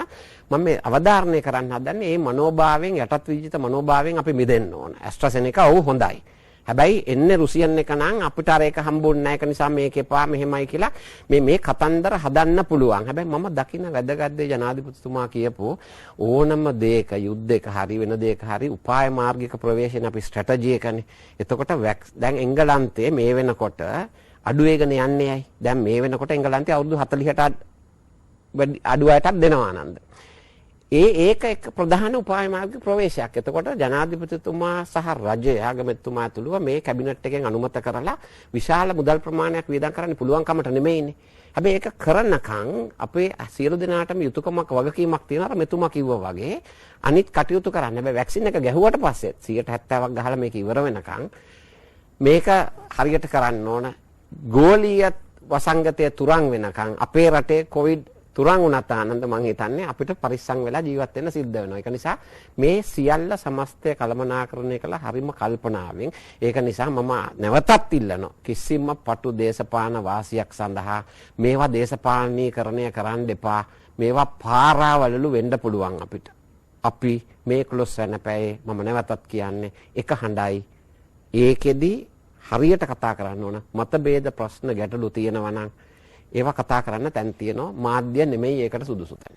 සංක දැන් මෙහෙම දෙයක් තිබෙනවා. අනිත් එක මේ රටේ ජනතාව තේරුම් ගත යුතු කාරණයක් තියෙනවා. එන්නත් කරන සම්බන්ධයෙන් ලෝකේ රටවල් අතරින් රටවල් 50කට පමණ තමයි හැකියාවක් ලැබුණේ ඉස්සල්ලාම මේ එන්නත ගන්න. රටවල් 130ක් 140කට වැඩිය සංඛ්‍යාවක් මේ ලෝකේ බලන්න සංඛ්‍යාවත් එක්ක බැලුවම මේ පළවෙනි එන්නතවත් ගන්න හැකියාවක් ලැබුණේ නැහැ. ඉතින් මේ අපේ රටේ අපේ මේ සම්බන්ධව කටයුතු කරන අයවලුන් අතිගරු ජනාධිපතිතුමා ප්‍රමුඛ රජය මේ කාර්ය සාධක බලකායන් ක්‍රියා කරපු හින්දා තමයි පළවෙනි 50ක් ඇතුළත අපිට මේ එන්නත ලබා ගන්න හැකියාවක් ලැබුණේ. අපි ඒක විශාල ජයග්‍රහණයක් හැටියට සලකන්න ඕනේ. ඉතින් ඒක හින්දා සමහර වෙලාවට මෙතුමා කිව්වා වගේ අපි අර අඩුපාඩුවක් හොයන්නම තමයි උත්සාහ කරන්නේ. නමුත් අපි මේ වෙනකොට හිතන්න මිලියන් 13ක පුට්නික් ප්‍රමාණයක් හරි අපිට ලබා ගන්න අනුමත කරගන්න හැකියාවක් ලැබුණා කියන එක විශාල ජයග්‍රහණයක්. ඉතින් මේවා ගැන තේරුම් ගත යුතුයි. අපි කෙසේ හෝ මේ එන්නත් කරණය අපි මේක මේවා කරනවා නෙමෙයි. ඔබතුමා ඉස්සල්ලා අහපු ප්‍රශ්නය තමයි නැවත වතාවක් අපි මේ කතා කරේ. අපි කෙසේ හෝ ලබා දෙනවා ජනාධිපතිතුමා කිව්වෙත් මේ අනෙකුත් ක්‍රමවේදයන් තුල මේක තමයි සුවිශේෂී තත්වයක් දරන්නේ. ඒ තත්ත්වය විතරක් නෙමෙයි අපිට ඔබතුමා හර ප්‍රයිවට් ගන්න පුළුවන්ද කියලා ඇහුවේ.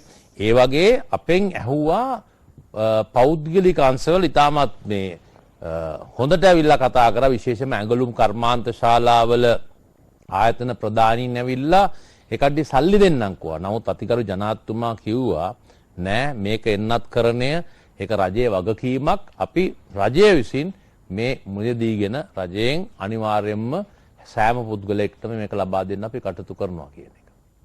දැන් බොහෝ දෙනා අර අල්හාජ් වෙන්න නම් මක්කම යන්න ඕනේ වගේ කොවිඩ් සනීප කරගන්න නම් IDH එන්න ඕනේ කියලා විශ්වාසයක් තියෙනවා. එහෙම එකක් තියෙනවද? අනිත් රෝහල් වල තියෙන පහසුකම් සහ ඒ විශේෂඥ දැනුම තියෙනවද? මොකක්ද ඔබතුමා කියන්නේ? පැහැදිලිව තියෙනවා. ඒක මම හිතන්නේ ඒක උනේ අර මුලින්ම ආපු ලෙඩු ටික ආවේ IDH එකටනේ. ඉතින් ඒකයි උනේ. ඉතින් අනිත් එක මේ මුල අවස්ථාවේ ඇත්තටම ඒක ලොකු අභියෝගයක් වුණා. මොකද අපි ගිය අවුරුද්ද ජනවාරි වෙනකොට දැන් අපි මේ ලෙඩේ ගැන ගොඩක් දේවල් දන්නවා. ගිය අවුරුද්ද ජනවාරි වල පළවෙනි ලෙඩා එනකොට මේ රෝගය ගැන අපි දන්නේ නැහැ. ඉතින් එහෙම තත්ත්වයකදී චීනයේ මිනිස්සු මෙච්චර ගාණක් මැරෙද්දි චීනයේ මේක තාමතදින් පැතිරෙද්දි මේක ගැන ලොකු බියක් චකිතයක් අපේ හිත තුළ තියුනේ. ඉතින් එහෙම තත්ත්වයකදී අපි එන රෝගීන් බාර ගන්න එක ඒ රෝගීන්ට සත්කාර සේවාවන් කරන එක ලොකු අභියෝගයක් වුණා.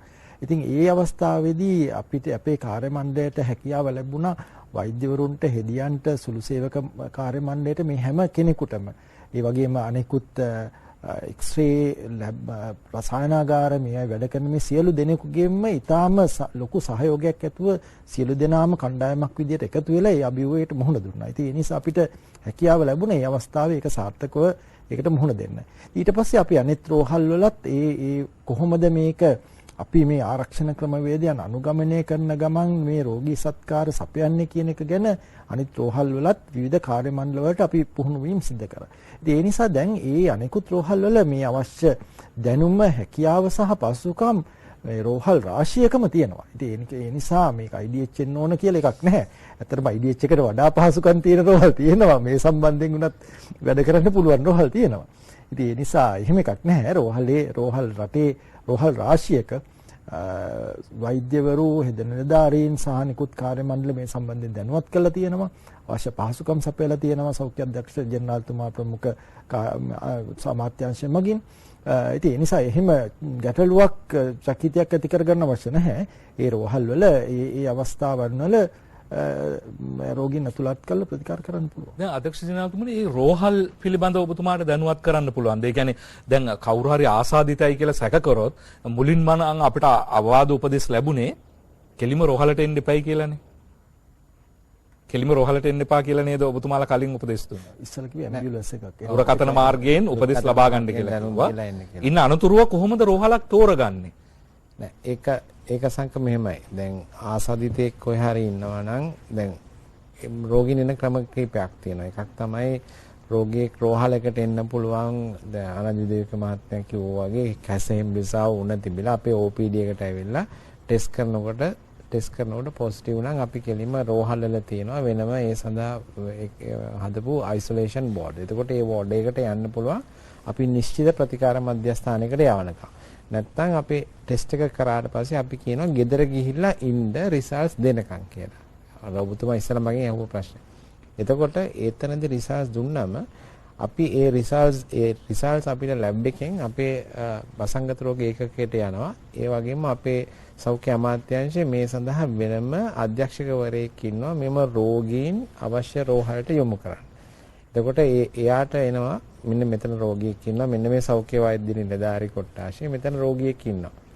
එතකොට අපි බලනවා එතකොට එතුමා කතා කරලා අහනවා මොනවද තියෙන සිම්ප්ටම්ස්. එතකොට අර එතුමා කිව්වා වගේ ඊටාත්ම අමාරු ලෙඩෙක් නම් ඇම්බියුලන්ස් එකක් යවලා ඒ අවශ්‍ය ප්‍රතිකාර මධ්‍යස්ථානයට යවනවා. මේ ප්‍රතිකාර මධ්‍යස්ථාන ගත්තොත් රෝහල් ගත්තොත් විශේෂිතව රෝහල් කීපයක් තියෙනවා. IDH එක, මුල්ලේරියාව, හෝමාගම, තෙල්දෙනිය, වැලිකන්ද, ඊළඟට කිලිනොජ රෝහල, ඒ වගේ විශේෂිතව ප්‍රතිකාර මධ්‍යස්ථාන කීපයක් තියෙනවා. දකුණු පළාතට තියෙනවද එහෙම රෝහල? දකුණු පළාත ආරක්ෂක රෝහල තියෙනවා. ඊට අමතරව ඊට මැදි ඊට වැඩි පහසුකම් වලින් ටිකක් අඩු තව රෝහල් පද්ධතියක් තියෙනවා. ඊට අමතරව අතරමැදි ප්‍රතිකාර මධ්‍යස්ථාන ගොඩක් තියෙනවා. ඒකෝට අපි ඔක්කොම ගත්තොත් අපි ඇත්තටම ඇඳන් 13000ක විතර සංඛ්‍යාවක් තියෙනවා මේ වෙනකොට. අපි දැන් ඉස්සරහට ඇත්තටම මෙතුමත් එක්කත් කතා කරගෙන මේක තවත් වැඩි කරන්න අපි සැලසුම් සකස් කරලා තියෙනවා. එතකොට මේ අතරමැදි ප්‍රතිකාර මධ්‍යස්ථාන වලට කවුද යන්නේ? ඊට පස්සේ තියෙන රෝහල වලට කවුද යන්නේ? දැන් මෙතුමා වගේ ඊ타මත්ම විශේෂිතව රෝහල. මොකද දැන් මේ සාමාන්‍ය රෝගීන් ගිහිල්ලා මෙතුමාගේ රෝහලේ දාන්න බෑ. මොකද එතකොට මෙතුමාගේ රෝහල අත්‍යවශ්‍ය ඒ කියන්නේ සයින් ඒ කියන්නේ රෝග ලක්ෂණ පෙන්눔 කරන දැන් මේ වගේ විශේෂිතව තැනක ප්‍රතිකාර ලැබිය යුතු රෝගීන් අපි තෝරලා මෙතනට යවන්න ඕනේ. ඉතින් එතකොට ඒ සඳහා වෙනමම අපේ වෙනමම සෞඛ්‍ය සත්කාර ඒකකයේ යටතේ වෙනමම අධ්‍යක්ෂකවරයෙක් ඉන්නවා. එතුමා තමයි මේ මුළු ලංකාවෙම එතුමාට තව වෛද්‍යවරු කීව දෙනෙක් වැඩ කරනවා. මේ ඔක්කොම මේක කරන්නේ මොකද අපි සෙන්ට්‍රලි එක කරන්නේ. ඕක තැන් තැන් වලට දුන්නොත් ඕක ඇත්තටම ඕක මේක තියෙන අර මේ කළමනාකරණය කරන එක නැති වෙලා යනවා. ඉතින් ඒ නිසා මේ විදිහට තියෙන රෝහල් පද්ධතියකින් තමයි අපි මේක කරගෙන යන්නේ. ඉතින් අපි මේක ඉස්සරහට තවත් ඇත්තටම තවත් ඇඳම් ප්‍රමාණය වැඩි කරන්න තාමත් අදත් අපි වැඩි කරන්න අවශ්‍ය කටයුතු කරමින් යනවා. ඉතින් මෙතුමා කිව්වා වගේ අපේ ප්ලෑන් එක තියෙන්නේ ඇත්තටම අපේ සැලසුම තියෙන්නේ අපි කොච්චර රෝගීන් වාර්තා වුණත් අපි රෝගියෙක් කිසිම රෝගියෙක් පාරකවත් නැත්තම් ගෙදරකවත් තියන්න තාම අපේ ප්ලෑන් එක ගන්න අපි කොහොම හරි ප්‍රතිකාර මධ්‍යස්ථානයකට රැගෙන ඉන්න තමයි අපේ දැනටම සැලසුම තියෙන්නේ. ඉතින් කවදාරි දවසක අපි අර සමහර පිට රටවල වල රෝගීන් අපි පොසිටිව් වුණොත් ගෙදර තියනවා. අමාරුණොත් විතරක් රෝහලකට කියන ක්‍රමවේදයක් තියෙනවා. නමුත් තාමත් අපි ඒ ක්‍රමවේදයට යන්න කැමැත්තක් නැහැ. මොකද අපි දන්නවා ගෙදර ඕක තියාගෙන හිටියොත් ඒ ගෙදර කට්ටියට ආපෞසරයක් බෝ කරනවා. ඉතින් ඒ නිසා ඒක තව ප්‍රශ්නයකට තව වැඩි වෙන්න මුලක් වෙනවා. ඉතින් ඒ නිසා අපේ දැනට ක්‍රමවේදය පොසිටිව් වුණා නම් අපි අනිවාර්යෙන් ප්‍රතිකාර මධ්‍යස්ථානයකට ගෙනියනවා. ඉතින් ඒ සඳහා තමයි අපි තාමත් මේ සැලසුම් කරගෙන යන්නේ. ඉතින් ඔබතුමා අහුවා ඔක්සිජන් කතාව මත ආනන්ද විජේකුමාර මහත්තයා පිළිතුරක් දුන්නා. ඇත්තටම අපේ ඔක්සිජන් එක ලංකාවේ ඔක්සිජන් කියන එක මේ රිසර්ව් එකක් නෙමෙයි තියෙන්නේ. අවශ්‍ය ඔක්සිජන් ඒ අපේ ලංකාවේ ඔක්සිජන් කම්පැනි දෙකක් තියෙනවා. ඒ තුමන්ලා දෛනිකව නිපදවන්නේ. එතකොට දැනට ඒගොල්ලන් කියන්නේ අපේ සාමාන්‍ය ඔක්සිජන් ප්‍රමාණය ධාරිත අපි පාවිච්චි කරන ධාරිතාව වගේ ඒගොල්ලන්ට 100ට ඒ කියන්නේ අපි 100ක් මේවා කරනකොට 300ක ධාරිතාවකින් ඒගොල්ලන්ට හැකියාවක් තියෙනවා. ඒ නිසා අපිට ඔක්සිජන් සැපයීමේ හෝ නැත්නම් ඔක්සිජන් එහෙම හිඟයක් කොහෙවත් දැනට නැහැ. නේ දැන් අධ්‍යක්ෂතුමනි දැන් ඔය මේ ඔක්සිජන් ගැන කියද්දී අපි දකිනවා ඉන්දියාවේ ඔක්සිජන් න්यूनතාවයට ඇමරිකා එක්සත් ජනපදයෙන් ප්ලේන් පිටින් එවන ඔක්සිජන්. හැබැයි වෛද්‍යවරුන් කියන්නේ මේ ඔක්සිජන් එවුවට වැඩක් නැහැ. පුහුණු ශ්‍රමිකයන් නැහැ. ඒ විශේෂඥ දැනුම තියෙන අය නැහැ. පිරිස් බලය නැහැයි කියලා. ඔබතුමා හිතනවාද අපි පිරිස් බලයෙන් සන්නද්ධයි කියලා? අපට අවශ්‍ය කරන සෞඛ්‍ය සේවා ප්‍රජාවේ ප්‍රමාණවත් කියලා? මම හිතන්නේ අපිට දැනට ඉන්න සෞඛ්‍ය සේවකයන් අපි ඕනිම රෝහලක අපිට මම හිතන්නේ සාමාන්‍ය 1,80,000ක් විතර අපිට සේවක සංඛ්‍යාවක් ඉන්න මුළු සෞඛ්‍ය අමාත්‍යාංශයම ගත්තොත් මම හිතන්නේ දැනට අපේ මිලියන 22ක් වූ ජනතාවට සේවය කරන්න අපේ ඉන්න සෞඛ්‍ය සේවක ප්‍රමාණය ඇත්තම ප්‍රමාණවත්. ඇත්තම ඒගොල්ලන් නිරෝගීව තියාගන්න තමයි අපි මේ එන්නත් කරන්නත් මුලදීම කරේ. මොකද අපි ඒගොල්ලන් ලෙඩ වුණොත් අපිට කවුරුත් කරන්න දෙයක් නැති වෙනවා. ඉතින් මම හිතනවා ඒක අපිට ඇත්තම අපේ ඉන්න සෞඛ්‍ය සේවකයන් මොකද අපි දැන් මේ අවුරුද්දකටත් වැඩි කාල සීමාවක් තමන් දැඩි කැපවීමේ සියලු දෙනාම වැඩ කරා. ඉතින් මම හිතනවා අපිට ඒක කරගන්න පුළුවන් ඒ ප්‍රමාණය ප්‍රමාණවත් කියලා. සංකේ ඒක මම හිතන්නේ ඉන්දියාවයි ලංකාවයි අතර තියෙන ලොකු වෙනසක්. ලංකාවේ සෞඛ්‍ය සේවය ඉතාමත්ම ඉහළ තත්ත්වයක තියෙනවා ලෝකේ සියලු සෞඛ්‍ය සේවාවන් එක්ක සලකා බැලුවොත් අපිට අපේ අනෙකුත් අපේ ආදායම ආර්ථික තත්ත්වය ඒවත් එක්ක රටවල් එක්ක සංසන්දනය කරලා බලද්දී සෞඛ්‍ය සේවය අපිට අපේ ඊටාම ඉහළින් තියන්න පුළුවන් සෞඛ්‍ය සේවයක් තියෙනවා. ඒකට හේතුව මේ සෞඛ්‍ය සේවය ප්‍රධාන වශයෙන් රජය මගින් දෙන සෞඛ්‍ය සේවයක්. දැන් ඉන්දියාවේ වඩාත් ශක්තිමත් සෞඛ්‍ය සේවය පුද්ගලික අංශ සෞඛ්‍ය සේවය. ඉන්දියාවේ රාජ්‍ය අංශය මගින් තියෙන සෞඛ්‍ය සේවය ශක්තිමත් නැහැ. ඇත්තට මේක තමයි මේ තත්ත්වය ඇති වෙලා තියෙන එක ප්‍රශ්නයක්. ඉතින් ඒ සම්බන්ධයෙන් මම හිතන්නේ අධ්‍යක්ෂ ජනරල්තුමා කිව්ව විදිහට අපේ මේ කාර්ය මණ්ඩලයට මේකට මුහුණ දෙන්න පුළුවන්. ඒක ගැන ගැටලුවක් නැහැ. මට එක කෙටි පැහැදිලි කිරීමක් සැකවින් ඔබතුමාගෙන් බලාපොරොත්තු වෙනවා. දැන් සාමාන්‍ය රෝගියෙක් වගේ නෙවෙයිනේ. දැන් මේ COVID-19 ආසාදිත රෝගියෙක් අපි හිතමු කාන්තාවක් වෙන්න පුළුවන්, තරුණියක් වෙන්න පුළුවන්, කුඩා දරුවෙක් වෙන්න පුළුවන්. අර රැක බලා ගන්න කෙනෙක් ඉන්න දෙනවනේ සාමාන්‍යයෙන් වෙනත් රෝගියෙක්ට ආවතේව කරන්න. මේ අයටත් ඒ අවස්ථාව දෙනවද නැද්ද? කොහොමද? ඒක අත්‍යවශ්‍යයට ඒ අවස්ථාව දෙනවා. දැන් සමහර වෙලාවට අපි හිතමු කුඩා දරුවෙක් කියලා. අවුරුදු 2-3 ළමයෙක් අපිට තනියම තියන්න බෑනේ. ඉතින් එතකොට ඒ අවස්ථාවේදී ඒ ළමයාගේ අම්මට ඒ දරුවා ළඟ ඉන්න පුළුවන් නම් ඒ අම්මට ඒ තත්ත්වය දෙනවා. ඉතින් ඉන්න දෙනවා. ඉතින් එතනදී අපි බලන්නේ ඒ අම්මා ඒ දරුවත් එක්ක ගෙදර ඉඳලා ඒ අම්මට එක්ක හැදිලා තියෙන්න පුළුවන් නැත්නම් නොහැදි තියෙන්න පුළුවන්. ඉතින් කොහොම වුණත් දිගටම එකටනේ හිටියේ ඒ තත්ත්වය තියෙද්දි. ඉතින් ඒ නිසා අපි ආට්ටුවේ ඒ වගේ ඉන්න දෙනවා. සමහර වෙලාවට දැන් ළමයි කියනවා අපේ මගේ වයසක තාත්තට තනියම මේ වැඩ කරගන්න බෑ මම ඇවිල්ලා උදව් වලට ඉන්නම් කියලා. එහෙම අවස්ථාවලදී ඒ අයට උදව් වෙන්න ඉඩ දෙනවා. දැන් මම කියන්නේ ගිය සංක මම මෙතුමන්ලා කියනකොට මට පොඩ්ඩක් හිනහ ගියේ ඇඳනුත් තියෙනවා සෞඛ්‍ය සේවකයෝත් තියෙනවා එහෙනම් අවුලක් නැහැ කියලා හිතන්න පුළුවන්. ඒක නෙමෙයි මේ කිව්වේ. මොකද දැන් දෙමාපියෝ ඉන්නවනේ දරුවන්ට දුක නොදී ණයතුරුස් වෙලා බඩගින්නේ ඉඳලා සියලු සැප සම්පත් දෙනකොට අර දරුවන්ට ඒ බර දැනෙන්නේ නැහැ. ඒක නෙමෙයි මේ කිව්වේ. බොහොම පැහැදිලිව මොකද මේ සමහර දේවල් අපි කියන කොටයි ඇහෙන කොටයි වෙනසක් තියෙනෝනේ. මේ කිව්වේ දැන් ආනන්ද විජේක්‍රම මහත්මයා කිව්වා ප්‍රශ්නයක් නෑ අනිත් හැමතැනම දොස්තරලා ඉන්න ස්පිරිතාල තියෙනවා. ඔය පණිවිඩේ වැරදියට ගන්නත් පුළුවන්. අවුලක් නෑ කියලා. ඒ නිසා මම ආදරෙන් ඉල්ලනවා හැම දිනාගේම යුතුයකම තමයි ඇඳන් කොච්චර වැඩි කරත් මේ සෞඛ්‍ය සේවකයෝ නිදියන්න ඕන. හමුදා නිලධාරි බුදියන්න ඕන. මං කියන්නේ අන්න අර අමතර අදහස හිතලා තමන්ගේ යුතුයකම අඩුතරමින් අනේ මේ මිනිස්සු පවුනේ මේ මහා කැපකිරීමක් නේ කරලා තියෙන්නේ. එතකොට අපි අපේ සොච්චම කරනවා කියන පණිවිඩය දෙන්න ඕන. මේ ඇඳන් අරපු දෙ මේගොල්ලෝ. හැබැයි අපි දකින්න ඕන කොහොමද දන්නවද? ඒ ඇඳන් කිසිදාක නොපිරෙන්න. එතෙන්ට තමයි වැඩ කරන්න ඕනේ. ඒ කියන්නේ කිසිසේත්ම ඇඳන් තියනවද කියලා බලන් දෙන්න එපා නේද? ඔව්. ගෙදර තියෙන ඇඳ ඊට වඩා සුවපහසු නිසා. නේද ඔබතුමා කියන්නේ? මම කියන්නේ ඒකයි. මොකද ගෙදර ඇඳ තරම් හොඳ තැනක් නැහැනේ. ඉතින් ඒක නිසා ඒක තේරුම් අරන් මේ වගකීම තේරුම් ගත්තොත් සංක මම හැමතිස්සෙම කියන දෙයක් තමයි අර මම ඉංග්‍රීසියෙන් කියන මැලිග්නන්ට් ඔප්ටිමිසම් කියලා. ඒ කියන්නේ අර පිළිකාවක් මෙන් පැතිරෙන විශ්වාසය ඔබතුමන්ලගේ සහයෝගය. ඒක අපි ජනතාවට පොඩි අමතර සොච්චමක් කරන්න තියෙන්නේ මේ බරෙන් ටිකක් ගන්න කරට.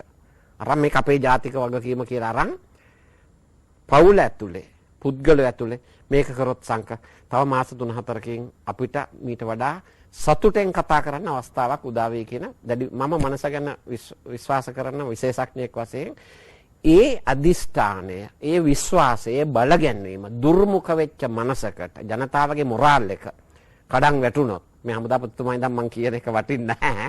හමුදාව ඇතුලේ රැක්කේ මොනවද? ගොඩ නැගුවේ මොකද්ද? හමුදා සොල්දාදුව දාලා ගියානේ. ඒ හමුදාවම නේද යුද්ධ කරේ. ඒක නිසා ජන මනස මේ තේමාවත් එක්ක ජනතාවට විශ්වාසය දීලා බල ගන්නවලා මේ සටනට එකතු කර ගැනීම තමයි සියලු මට්ටමේ නායකයෝන්ගෙන් ඒක ප්‍රාදේශ මම දේශපාලනඥයෙක් මම කියන්නේ. පන්තිය මොනිටර්ට උනත් දරුවෙකුට උනත් හරි ඒ කාලේ සංක මම අහලා තියෙනවා අපේ ආච්චිගෙන් යුද්ධ කාලේ ළමයින්ට ගන්නව කියලා අර කනේද මන් දන්නේ කටේද දී කැල්ලක් ගහන් කියලා බංකර් රස්සට දාන්න. ඒ නිසා ළමයි පවා සූදානම් කරන්න ඕන මේ අභියෝගයට මුහුණ දීලා මේ කියපු සෞඛ්‍ය පුරුදු අනිත් අයට කියලා දීලා ඒක කරන්නේ නැත්නම් කරන අයට අභියෝග කරලා නරක විදිහට නෙමෙයි තමන්ගේ යුතුයකම ඉෂ්ට කරන්න මතක් කරලා දෙන්න. ඒක තමයි වගකීම. නෑ දැන් අර ඔබතුමා ඇඳන් ගැන කියද්දි මට මතක් වුණේ හමුදාපතිතුමනි යුද හමුදාවේ රණවිරුව තමන්ගේ ඇඳ ලබා දුන්න සමහරලාට නිරෝධායන වෙන පිරිසට ඊට පස්සේ රෝගීන්ට ඉතින් ඒ වගේ කැපකිරීමක් මේ කතන්දරය තුල බොහෝ සිදුවීම් වාර්තා වෙනවා. ඒකම නිරෝධායන මධ්‍යස්ථාන කියන සංකල්පය දැන් නැද්ද? ඒක ක්‍රියාත්මක වෙනවද? තියෙනවා අනිවාර්යයෙන්ම තියෙනවා. දැන් නිරෝධායන මධ්‍යස්ථාන මේ වෙනකොට සංක පවත්වාගෙන යන්නේ පිටරටවල වලින් පැමිණෙන අයලු වෙනුවෙන්. ඔබ දන්නවා සෑම දිනකම අදටත් 1000කට අධික සංඛ්‍යාවක් රටට එක්කන් ආවා. අද ආසාදිතව හයිකුත් වාර්තා වෙනවා විදේශයෙන්ගින් පැමිණි. ආසාදිතව 6 දෙනෙකුත් ඔව් වාර්තා ආසාදිතයෝ 6කුත් වාර්තා වෙනවා. ආසාදිතයෝ 6ක් නම් කමන්නේ. පසුගිය කාලේ ආසාදිතයන් 50කට 70ක් අගයක් ගත්තා.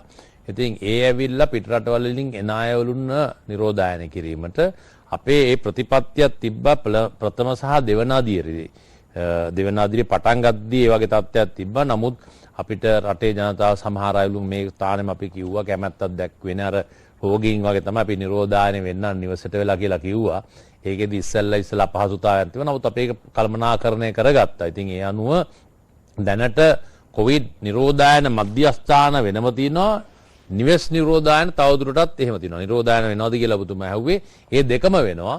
පිටරටින් ආවොත් අනිවාර්යයෙන්ම නිරෝධායන විය යුතුව තිබෙනවා. ඒත් එක්ක සමහරලාටත් අහනවා මේ එන්නත් දෙකම දෙන්නේ නැද්ද කියලා. එන්නත් දෙකම අරන් ඇවිල්ලා තිබෙනවා නම් පුද්ගලයෙක් PCR පරීක්ෂණයකින් පසුව ඒ කියන්නේ පැය 24ක් ඇතුළත අනිවාර්යයෙන්ම වුන්ට අපි මේ අවස්ථාවේ යන්න අවස්ථාව දීලා තිනවා නිවසට යන්න පුළුවන් කියලා. අනික් කට්ටියට නිරෝධායනයක් වෙනවා. හෝටල් වල ඉන්නවා නම් දින 7ක් නැත්නම් රජේ නම් දින 10ක්.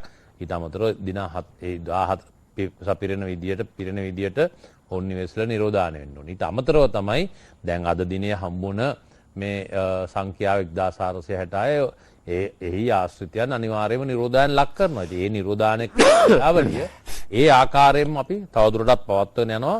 ඒවා විය යුතු දේවල්. අර මිතුමා කිව්වාගේ මේ එකක්වත් වෙනස් කරන්නේ නැහැ. සමහර දේවල් රටේ ජනතාවගේ පහසුව තකා පොඩි වෙනස්කම් කරනවා.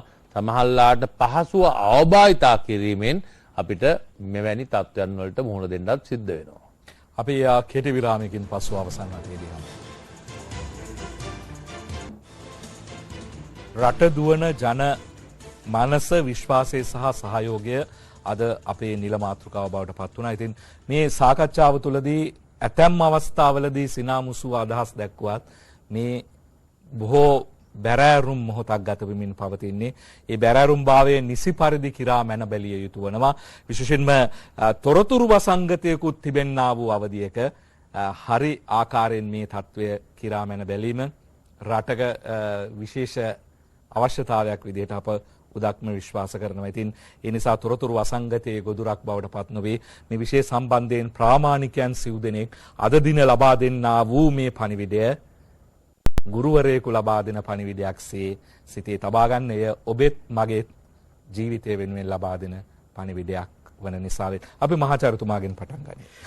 සංක මේ අවසාන විනාඩි දෙක නිසා මම කෙටියෙන් කියන්නම්. මේ බැරෑරුම් අවස්ථාව අපි ඉන්නේ ගිනි කන්දක් ඉදිරිපිට නම් අපේ යුතුයකම තියෙන්නේ ඒ ගින්න නිවන එක. ඒක නිසා ඒකට දායක වෙන්න පුළුවන් හැමෝම දායක වෙන එක ජාතික වගකීමක්, යුතුයකමක්. ඒ යුතුයකම තමයි මේ මොහොතේ සියලු දෙනා අතට ගන්න ඕන. සියලු වාද ભેද අතහැරලා තමන්ගේ පටු සීමාවන් වලට යන්නේ නැතුව එතෙන්දී සංක ඊ타ත්ම කල්පනාවෙන් මම කියන දෙයක් තියෙනවා. අපි ප්‍රමාණයට වඩා බය කරන්නත් හොඳ නැහැ. හැබැයි ඇත්ත తත්ත්වය සංගවන්න ඕනෙත් නැහැ. මෙතන අභියෝගයක් තියෙන එක නිසා තමයි මම කියන්නේ. ඒක නිසා සියලු දෙනා නිර්වුල් මනසකින් තමන්ගේ වගකීම තේරුම් අරන් මේ කටයුත්තට මැදිහත් වෙන්න කියන එක තමයි මම ආදරෙන් ඉල්ලන්නේ. මොකද එක පැත්තකින් කඩා වැටුණු මනසට නැගිටින්න බෑ. ඒ වගේම නොසලකා හරින මනසකට ජාතික යුතුයකමක් ඉෂ්ට කරන්න බෑ. ඒ අවදිවීම, පිබිදීම සමස්තයත් එක්ක සැබෑ ලෙස මේ රට ඉල්ලන, මේ රටට තියෙන සැබෑ දේශ ප්‍රේමය පෙන්වන්න පුළුවන් අවස්ථාවක්. ඒක නිසා සියලුම වාද ભેද පටු අවස්ථාවාදී දේවල් අතහැරලා මම ආදරෙන් ඉල්ලන්නේ මේ අවස්ථාවක් කරගන්න කියලා මේ සටනට දායක වෙන්න. මොකද එතකොට තමයි අපිට පුළුවන්කම තියෙන්නේ අපි මේ කටයුත්තේදී අපේ සොච්චම කරා කියලා හරි සතුටු වෙන්න. මං හිතන්නේ ජනතාවට මේකේ ඉදිරි පෙළ කටයුතු කරන අයත් කරන දැවැන්ත කාර්යභාරයත් එක්ක තමන්ගේ වගකීම ඉෂ්ට කරන්න අපහසු නෑ කියන තැන තමයි මම ඉන්නේ. ඒක නිසා මම ආදරයෙන් ගෞරවයෙන් හැමදෙනාගෙම ඉල්ලනවා ඒ භූමිකාවතට අරන් මේ කටයුත්තට දායක වෙන්න කියලා. ඔතුමා කලිනුත් මතක් කරා වෙසක් සමය ඒ නිසි පිළිවෙත් අරනම විශේෂයෙන්ම ශාස්ත්‍රූවරයාගේ මාර්ගයේ යමින් මේ වෙසක් සමරන්න හොඳ කාලයක් උදා වෙලා තියෙනවා කියලා මම පැහැදිලිවම ප්‍රතිපත්ති පූජාව තමයි වැදගත් වෙන්නේ ආමිෂ පූජාවට වඩා. ඒක නිසා මම හිතනවා අපේ මධ්‍යස්ථානයේ විසින් මහානායක ස්වාමින් වහන්සේලාත් එක්කත් කතා කරලා සංක වෙසක් තරම් නැතුව දන්සල් නැතුව මහා දාන සීල භාවනා පන්සල් පුරවන්න නැතුව ඒක රකින්න පුළුවන්. ගෙදර ඉඳන් සිල් ගන්න පුළුවන් නේ. ගෙදර වෙසක් කුඩුපත්තු කරන්න පුළුවන්. මොකද මේ තියෙන අභියෝගයේ හමුවේ මේක නොසලකා හැරලා ආයි එතෙන්ට ගියොත් තත්ත්වයට වඩා භයානක වෙන්න පුළුවන්. ආපසු හැරෙන්න බැරි ගමනකට අපිට එන්න සිද්ධ වෙන්න පුළුවන්. ඒ නිසා සැබෑ බෞද්ධයෝ කියන්නේ කවුද? කම්පැෂන්, අනිත් අය ගැන හිතන, අනිත් අය ගැන සර්දාවෙන් හිතන, තමන්ගේ දේවල් අතාරින මිනිස්සු. මේ රටේ මිනිස්සු මම හැමදාමත් විශ්වාස කරපු දෙයක් තමයි අති මහත් දැවැන්ත කැපකිරීම කරපු මිනිස්සු, දැවැන්ත ඉතිහාසයක් තියෙන මිනිස්සු. මෑත ඉතිහාසය ගත්තත් මේ අපි අහලා තියෙන කැපකිරීම පමණයි. සුළුතරය අරුණම මම ඒ සුළුතරෙන් ආදරෙන් ඉල්ලනවා දැන් බහුතරයට එකතු වෙන්න. එහෙම එකතු වෙන්නේ නැත්නම් බහුතරය මේ දේ තමන්ගේ අතට අරන් අර සුළුතරය කළමනාකරණය කිරීම, පාලනය කිරීමට අධිෂ්ඨාන කරගන්න වෙසක් වෙනුවෙන් කළ හැකි දැවැන්තම කැපකිරීම ඒකයි සංක. විශේෂඥ වෛද්‍යතුමා. ඔව් සංක අපි දන්නවා ලෝකයේ තියෙන තත්ත්වයක් එක්ක බලනකොට අපි ඉන්නේ කොයිතරම් අවදානම් අවස්ථාවකද කියන එක. ඒ අවදානම තවත් වැඩි වෙලා තියෙනවා ලංකාවේ දැන් තියෙන වෛරස් එකේ ප්‍රභේදයත් එක්ක. මේ අලුත් ප්‍රභේදය දැන් පැතිරෙන ප්‍රභේදය වෙනදා පැතිරුණාට වඩා 100 දෙගුණයක වේගයෙන් පැතිරෙන වෛරස් ප්‍රභේදයක්, දෙගුණයක් කොටසකට පැතිරෙන්න පුළුවන් ප්‍රභේදයක්. ඒ වගේම වෙනදා පැතිරුණු වෛරස් ප්‍රභේදය වගේ නෙමෙයි වැඩි කොටසකට රෝග ලක්ෂණ ඇති කරන, සංකූලතාවයන් ඇති කරන සහ ඒ නිසාම මරණය ගෙන දිය හැකි වෛරස් ප්‍රභේදයක් දැන් තියෙන්නේ. ඉතින් ඒ අවදානම හමුවේ අපි නිසි ආරක්ෂණ පිළිවෙත් අනුගමනය කරලා මේ රෝගය තමන්ට වැළඳීමෙන් තමන් පරිස්සම් වෙන්න ඕන. තමන්ට වැළඳිලා තමන්ගෙන් තව කෙනෙකුට යන එකෙන් තමන් පරිස්සම් වෙන්න ඕන. තමන්ගේ හිතවතුන්ට පවුලේ අයට යන එකෙන් තමන් පරිස්සම් වෙන්න ඕන. ඉතින් ඒ නිසා එක පැත්තකින් ඔබ ඒ නිසි ආරක්ෂණ ක්‍රමවේදයන් ගන්න ඕන.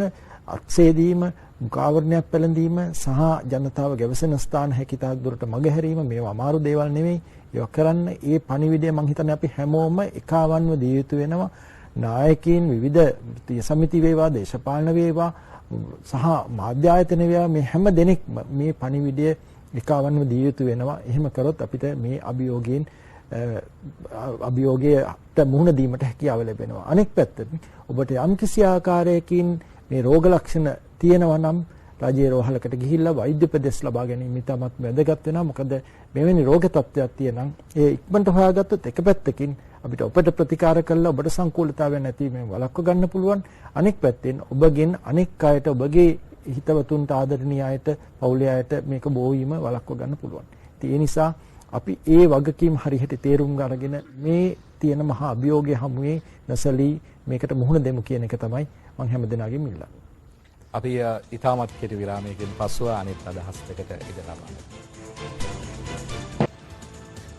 සෞඛ්‍ය සේවා අධ්‍යක්ෂ ජෙනරාල් තුමනි ඔබතුමාගේ උසංග මම හිතන්නේ අපි තාම පැහැදිලිවම කිය යුතුයි අපි රටේ කියන්නේ මේ කොවිඩ් අසංගත තත්ත්වයේ අවදානම් තැනක අපි ඉන්නේ. ඉතින් අපි සියලුම මහ ජනතාවට ඉතාමත්ම කාරුණිකව මේ මහාචාර්යතුමයි විශේෂඥ වෛද්‍යතුමයි කිව්වා වගේ ඉතාමත්ම කාරුණික ආයෝජනයක් තමයි අපි කරන්නේ. මම ඉස්සලා කිව්වා වගේ අපිට මේ තියෙන සම්පත් අපේ කාර්ය මණ්ඩලයේ සීමා සහිතයි. ඒත් මේක අසීමිත නැහැ. ඒතකොට මේ සීමා සහිත ප්‍රමාණයක අපිට බලා ගන්න පුළුවන් රෝගීන් සංඛ්‍යාව සීමා සහිතයි. ඉතින් ඒ නිසා අපි ඉස්සරහට බලාපොරොත්තු වෙන රෝගීන් සංඛ්‍යාව වැඩි කරනවා. නමුත් මේ හැම දෙයකම සීමාවක් තියෙනවා. එතකොට මේ සීමා සහිත අපිට තියෙන සම්පත් වලින් අපිට සීමා සහිත රෝගීන් සංඛ්‍යාවකට අපිට ප්‍රතිකාර ලබා දෙන්න පුළුවන්. ඒ නිසා අපි හරියට හැසිරුනේ නැත්නම් අපි විසින් කියන මේ සෞඛ්‍ය පුරුදු කරන්නේ නැති වුණොත් මේක තවත් පැතිරෙන්න පුළුවන්. ඒ නිසා කරුණා කරලා ඒ සෞඛ්‍ය පුරුදු අනුගමනය කරමින් තමන්ගේ දෛනික කටයුතු කරන්න කියන එක තමයි අපේ එකම ඉල්ලීම. අනිත් එක මම විශේෂයෙන් ඉල්ලන්න ඕනේ උත්සව සංවිධානය කරන අයගෙන් මෙම ලොකු රැස්වීම්, ලොකු උත්සව කරුණා කරලා තව මාස දෙකකටවත් අඩුම ගානේ ජූනි මාසේ වෙනකන්වත් කරන්න එපා. සංවිධානය කරන්න එපා. මේ ජනතාව එක්රැස් කරන්න එපා. ඊළඟට අපි දන්නවා මේ මාසේ මුල සතියේ දෙවෙනි සතියේ රාමසාන උත්සවය එනවා. එතකොට මම මුස්ලිම් ජනතාවගෙන් මම ඉතාමත් කාරුණිකව ඉල්ලා සිටිනවා ලොකුවට තැන්වල එක රැක්සලා යාඥා කිරීමෙන් වළකින්න. gedara ඉඳලා යාඥා කිරීම කරලා ඒ අවශ්‍ය කටයුතු කරන්න. ඊළඟට මහාචාර්යතුමා කිව්වා වගේ අපේ වෙසක් උත්සවය පැමිණෙනවා. අපිට කරන්න තියෙන හොඳම දේ තමයි අපි අවුරුද්දට කිව්වා වගේ gedara ඉඳලා වෙසක් උත්සවය සමරන්න. සිල් ගන්න ඕන නම් gedara ඉඳලා සිල් ගන්න. පන්සල් වලට ගිහිල්ලා පන්සල් වල එක්රොක් වෙලා ප්‍රසිද්ධ සිද්ධාස්ථාන වලට අනුරාධපුර නුවර ඒ වගේ තැන් වලට ට්‍රිප් පිටින් යන්න ලෑස්ති වෙන්න එපා. ගියොත් අපිට මේක ඉස්සරහා සති දෙක තුන ඉතාමත්ම තීරණාත්මකයි. අපේ හැසිරීම අනුව තමයි අපේ සම්පූර්ණ අනාගතය තීරණය වෙන්නේ. ඒ නිසා මම හිතනවා අපිට මේ ඉස්සරහා සති දෙක තුන ඉතාමත්ම සංගමයෙන් යුතුව හැසිරෙලා අපිට මේක මර්ධනය කරගන්න, අපිට මේ ඉන්න රෝගීන් ටික රැක බලා ගන්න, ඔවුන්ගේ ජීවිත පරිස්සම් කරගන්න අවස්ථාව ලබා දෙන්න කියලා ඉල්ලා සිටිමින් මම හිතනවා අපේ ජනතාව මේ කියන පණිවිඩය ඉතාමත්ම පැහැදිලිවම ධාරණය කරගෙන අපිට සහයෝගය ලබා දෙයි කියලා.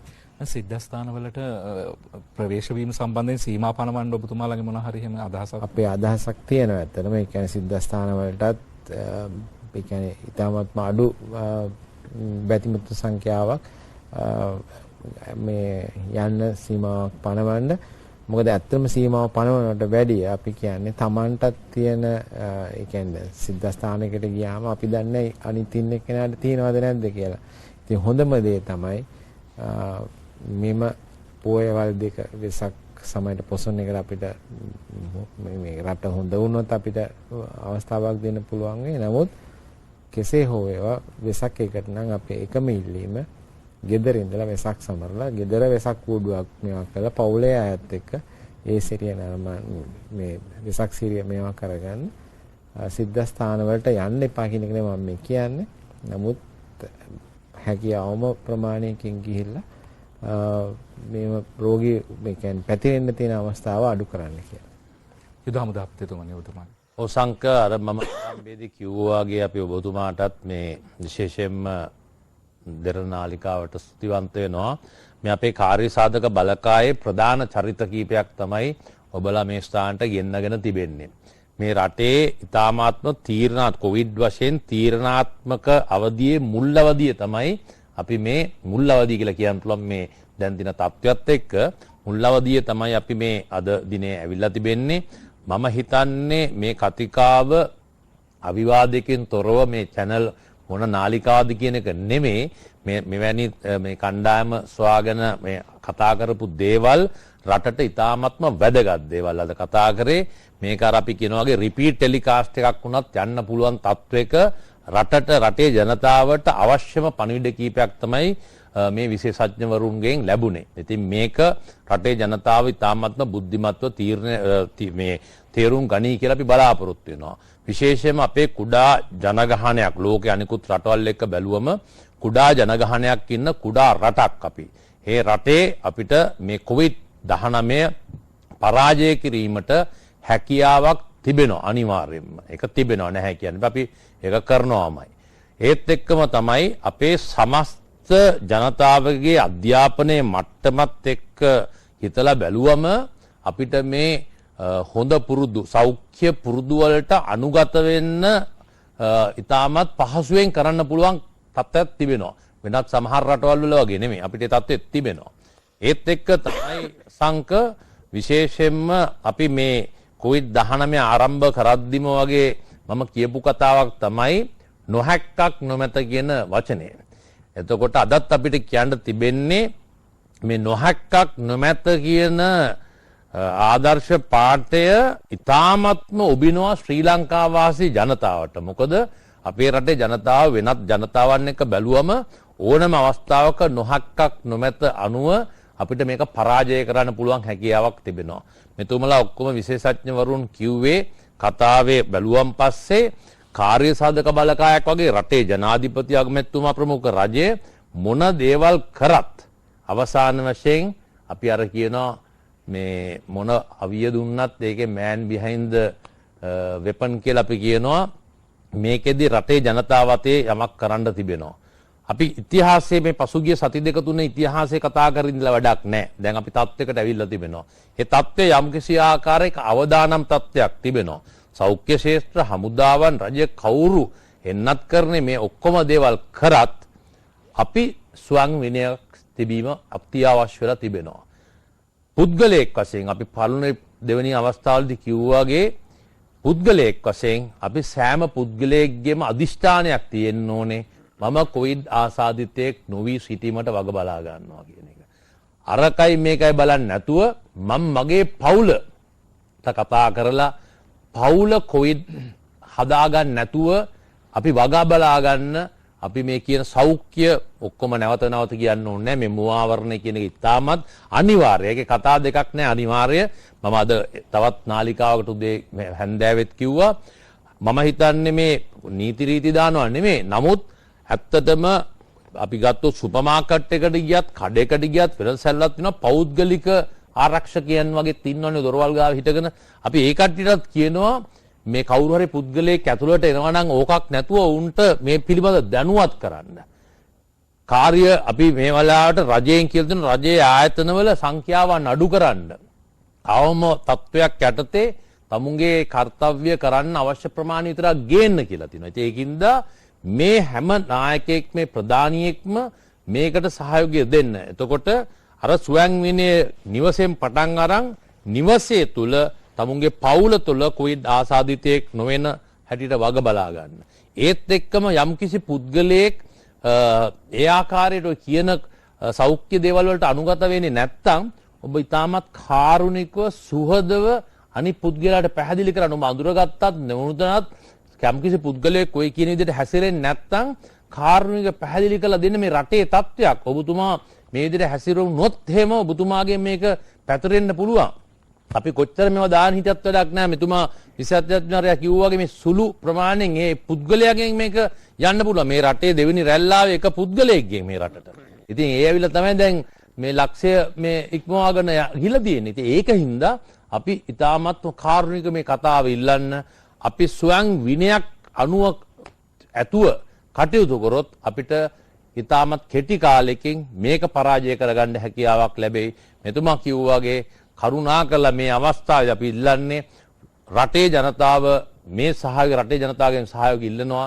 ඒත් එක්ක මේකේ පක්ෂ විපක්ෂ ඒ වගේම ಜಾති කුල ભેද ඒවා අමතක කරලා දාලා එකාමෙන් රටේ ජනතාව කොවිඩ් පරාජය කරනවා කියන අදිෂ්ඨානයේ යුතුව අද සිට ක්‍රියා කළොත් මම හිතන්නේ අනිවාර්යයෙන්ම අපිට රටක් වශයෙන් ලෝක සිතියමේ පරාජය කරපු රටක් හැටියට අනිවාර්යයෙන්ම නැගිටින්න හැකියාවක් ලැබෙයි කියලා. වෙසක් සමය මුවවිටට පැමිණ තිබියදී අභයදානමය පින්කමකට සහභාගී වූවායයි අප උදක්ම විශ්වාස කරනවා.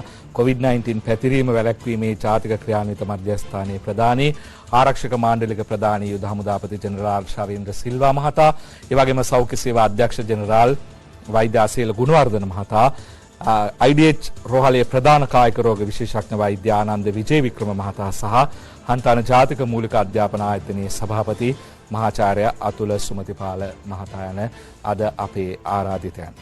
ඉතින් අපි පුංචි රටක වෙසෙන පුරවැසියන් අපි කවදා කොතනදී හෝ එකිනෙකා හමු වී මද සිනාවක් පාවෙන්න යන්නට ඇති. ඉතින් ඔබ හෝ මම ඉදිරි දින කිහිපය තුලදී විත්තියේ සේයාරුවක් පමණක් බවට පත් වුණොත් එය කොයිතරම් වේදනාකාරී හැඟීමක් වේද. අපි ජීවිතය වෙනුවෙන් පොද බැඳ ගනිමු. ඔබට සුවදායි අනාගතයක්.